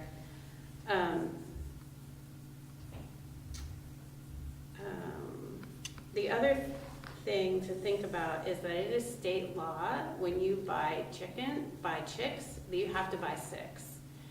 And so if we're saying you can't have more than 6, then a person has 6 chickens, and then mortality is fairly high in chickens. Just they get eaten by other animals, or they just die, or it's pretty high, even among and especially among the little chicks. So if someone has 6 chickens and then their flock goes down to 3, they're not able to buy more chickens to get back up to 6, because the state law says the minimum that you can buy is 6. So then a person would their flock would have to get down to 0 before they could buy another 6 chickens. So How many chickens do you have, can I ask? Right now I have 7, but that's getting low for me. So I'll get new ones this year. I usually have more like 12. I like to have that. And there are animal welfare reasons for that. If you have 2 chickens in a coop, they really can't keep themselves warm in the winter. So you don't want to get too low. You don't want to get too high because of crowding. So there's always this flock, this back and forth in a flock of how many numbers there are. And so you just kind of have to decide every year, am I at a low enough number that I can add 6 more? So I try to stay around a dozen. I'm at 7 right now, but I expect probably the next year that a few will die, so I'll probably get 7 or 8, bring myself a little bit over the dozen, and then, and then I'll lose a few for whatever reason. So I'm not sure what the answer is to that. Maybe it's slightly hot, maybe it's 9 chickens. People get down to 3 and then they go up to 9. I mean, the state law is 9 maybe could be a lot for a small lot, but the state law is what it is. And so I think that might need some reconciling. I mean, a lot of my concerns have been addressed based on that this is now only applying to less than one acre. I was very concerned about, the homesteader that lives which I include myself in this, as, you know, on 7.5 acres in North Williston, surrounded by woods, it's great for, I mean, it's a great situation, and so to have an ordinance like this applied to someone like me would be overly regulatory, in my opinion. Like, no one's complaining about my rooster. So, do I have to get rid of, you know, I'd have to get rid of him if these ordinances apply to me. And that addressed my concern the most, and I wanted to add to that, that if you are in this situation where you can have a rooster and you raise your own chicks, there's much less salmonella and disease issues, plus the hen is taking care of the chicks, you're not taking them inside.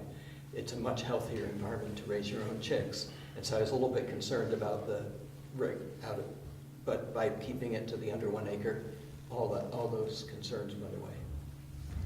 Another technicality is that chicken parasites don't typically affect humans. And I actually looked this up today. I couldn't find any parasite that affects humans. And chickens, it's sort of normal for them to have a certain amount of parasite load. In the winter, they have a certain amount of mites.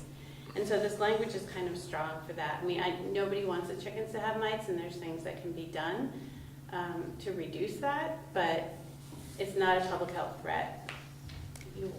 It can harm the health of the chicken, but it's not a public health threat. So it's mainly Salmonella and Campylobacter that we're worried about. It's mainly bacterial threats that chickens, I mean, it's the same thing as cooking chicken in your own kitchen. It's Salmonella and Campylobacter mainly. There's a couple of viruses, but you could get avian influenza from a chicken, but that's not how we get influenza. We get it from each other. I mean, there's cases of people in China who have gotten very sick from influenza from their chickens, but it's not really happening here. It could, potentially, because influenza can be passed between humans and chickens, but on a day-to-day basis, it's not happening here. So the public health threats are fairly limited, in my opinion, and it's really mainly from handling the chickens and their manure and their bedding. Good, so we look forward to having you work with Eric, and we need to move on to the rest of our agenda tonight. Go ahead, just a brief comment. I just thought it should come back to the basics. It was really good to say the coop couldn't be in front of the house and that it can't be part of the house, that you keep, those things are really important. But getting into the rodent proofing and so forth, because I know people who have movable cages, they move around the yard so that the chickens are always on fresh grass, and that would be prevented by the way it was worded. So I would just say strip out everything but the basics, and the point is you are regulating under 1 acre, and that's valuable. Good, thank you. Thanks for your comments. I'll work on a second. Good, thanks. Thanks. So, hopefully we can take care of the next one quickly. Green Mountain Masonic Center agreement. We talked about this at our last meeting, and Ted asked for some more information, which I think we have. I saw the information, and I'm comfortable. Good. Chair, entertain a motion then. I would indeed. I'd move to authorize the town manager to sign a grant agreement between the town and the Green Mountain Masonic Center for a term starting July 1, 2018 and ending August 1, 2022. Second. Is there any discussion on the motion? If not, all those in favor of the motion say aye. Aye. Aye. Any opposed and no abstentions? Good. Manager's report. Two things. First, select board retreat. Yes. That time of year. Last year, our retreat focused, maybe didn't even feel like a retreat, but it was a work session, and it focused on the town plan update. And actually, plan has been approved, so we don't have that as an issue anymore. And it's been several years since the board had kind of a general session where it just talked about goals and objectives. So my thinking was that that would be the focus. If the board wants, I can do a survey like I've done other years to see what the general consensus is, but since it just seems so obvious, I just threw that out as a starting like it. point. And if there's a consensus around that, then I'll and the other pieces of this, which is to have it start like an early evening and run through dinner time, and we'd have dinner as part of it, and arrange for a facilitator to help the board work through setting goals and objectives. Does that make sense for everyone? Yeah, I like that. The only thing I'd like to add is at some point, I don't know how others feel, some sort of a tour of town facilities. I feel like we've really lost, I shouldn't say lost, it's, that connection hasn't happened in a while. And I didn't know if that could be integrated into the briefing at all, but. I'm feeling like I may want to do that separately, but. That's totally fine, this seemed to be an opportune time just to raise it, and. Yeah, the springtime's probably a good time to do that, longer daylight hours. Yep. Okay, we will arrange that as well. Good. Great. And then, I'm sorry. No, I said that's great. Okay, good. So, and the only other item on my report that I just briefly want to touch on is the noise ordinance update. I had received some information from the club concerning the number of special events, and I had a problem with the numbers because they didn't at all line up with my numbers. So I asked the club if they can provide some documentation, and they said they are working on that. So I'll take that at face value and hope that we get some additional information from them soon. And then once I do, I'll bring that back to the board and see where that will take us. Okay, good. So that's all I had for this evening. Other business, I know we have some permits and a liquor license. Yes. We have 2 special event permits. The first is scheduled for April 6th, and it is scheduled for 329 Harvest Lane, which is natural provisions. It's a tasting event, and let's see. Well, I guess that's about all the information I have here. The staff has no objections to this.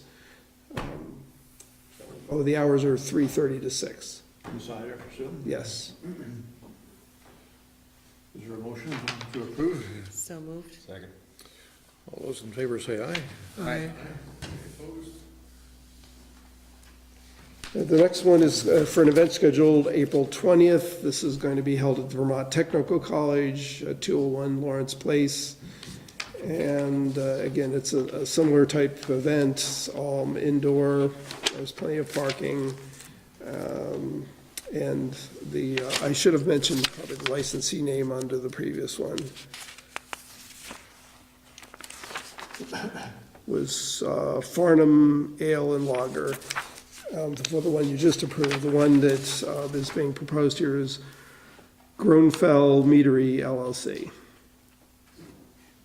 Staff has no objections. No, and the timing is roughly 6 to 9:30 p.m. And staff has no objections. Is there a motion? And all those in favor say aye. Aye. Any opposed? And liquor license? Last one is a liquor license. This is from Burlington Beer. They already have a first-class license. This would be a second-class license, which allows them to sell takeout, or, if someone wants to buy a 6-pack or something, they can buy it and take it out. Similar to what they may be able to buy at a convenience store, for example. Is this a renewal or a first time? This is the first time. Just by comparison, Goodwater Brewery already has a first and second class. Okay. I'm pretty sure. I don't want to go into that. First, I have experience of course, it wasn't this year, but I've bought, I think it was a growler, they call it, but it wasn't this year, so. Sure. Any questions for Rick on this? Motion to be in order. So moved, David. Discussion on the motion. All those in favor say aye. Aye. Aye. Any opposed? Any other business anybody has tonight? The only thing, I wanted to bring up something, so I'm obviously bothered by this whole catamount thing, and I'm really struggling because I was a big proponent of catamount. And although I know one dissenting vote will not crush this license deal either, but I go back to when this was sold to us, and in the public discussions, nowhere was it mentioned that this was a condition. It seems like we should have a process, Rick, where you come to the select board for some discussion or some guidance when something so material changes for something so big. I don't know. We actually presented to the board pretty much about the same time we learned about it. So it's not like we had this information at a staff level and. Oh, I guess I'm just referring to, I heard Melinda say this was like from day one.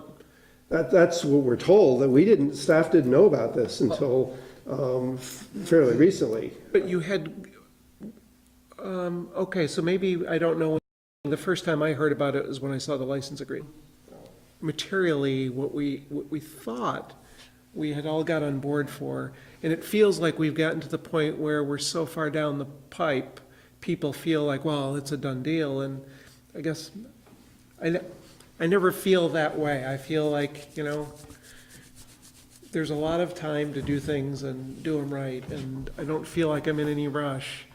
On the other hand, I mean, I certainly don't want to kill the Catamount deal, but I feel like this should have been brought to us to be discussed and shared about what to do about it, rather than going down the line. It was like you're held over a barrel, right? You're basically told.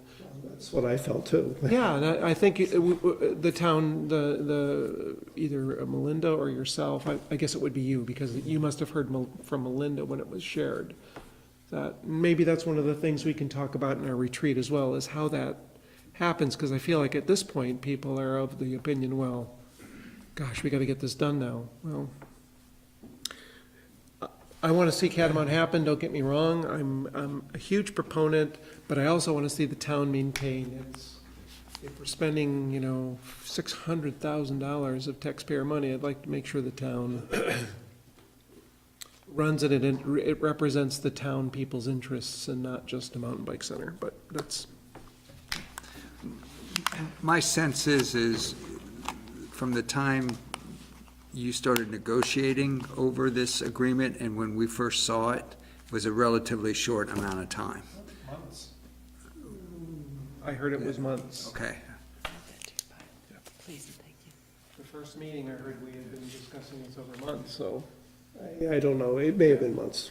It just seems that we should have known and had a discussion about it.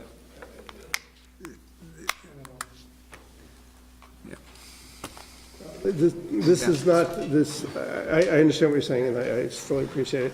This whole thing is not following the normal process either, and it's. Yeah, it just feels bad right now, and let me just add some more on the whole Catamount thing. So, other people have brought this to me and shared with this, carving out this nice area to create continue the mountain bike center, but we're leaving a strip of land in front for the McCulloughs to develop over time. And I think we have to be a little careful in how that looks as well. I love Jim McCullough. He's a fantastic guy, public servant. I think as public representatives, we have to look at how that looks. The only thing I can add to that, and I'll try to be very quick, is despite being an avid mountain biker, or I'd like to consider myself an avid mountain biker, I'd be very disappointed if Catamount is viewed as only a mountain bike center. I think that would be, its potential is so much more. Hopefully we realize that. I'm hoping so too. That's why I was excited, yeah. So I said I didn't want it to be just a mountain bike center. So if we need to continue this discussion, we'll be talking about the license again. A little bit. Right, but my point wasn't necessarily, I didn't want to limit it to that. My point was, when something so materially changes on something we had discussed and approved to go forward on, it seems like before negotiating the agreement, we should have had a discussion. It may end up the same way. You guys may say, well, we don't want to push back, but. The one thing I'll add, and again, I'll try to be quick, is I don't view it as a material change. It was something, it was an initial thing that I was surprised at, but I don't think it changed. It's just that, I assume the Catamounts, maybe the Cullis family, and maybe the Page family also, their view of how this was should proceed forward, and my expectation for how something like this would proceed forward were just two different things. And didn't find out about it till the one document that would really spell it out was in front of me, and then it was like, oh, I didn't realize. And that's how I view this. Great. All right, and then we will adjourn the meeting for tonight. Thank you.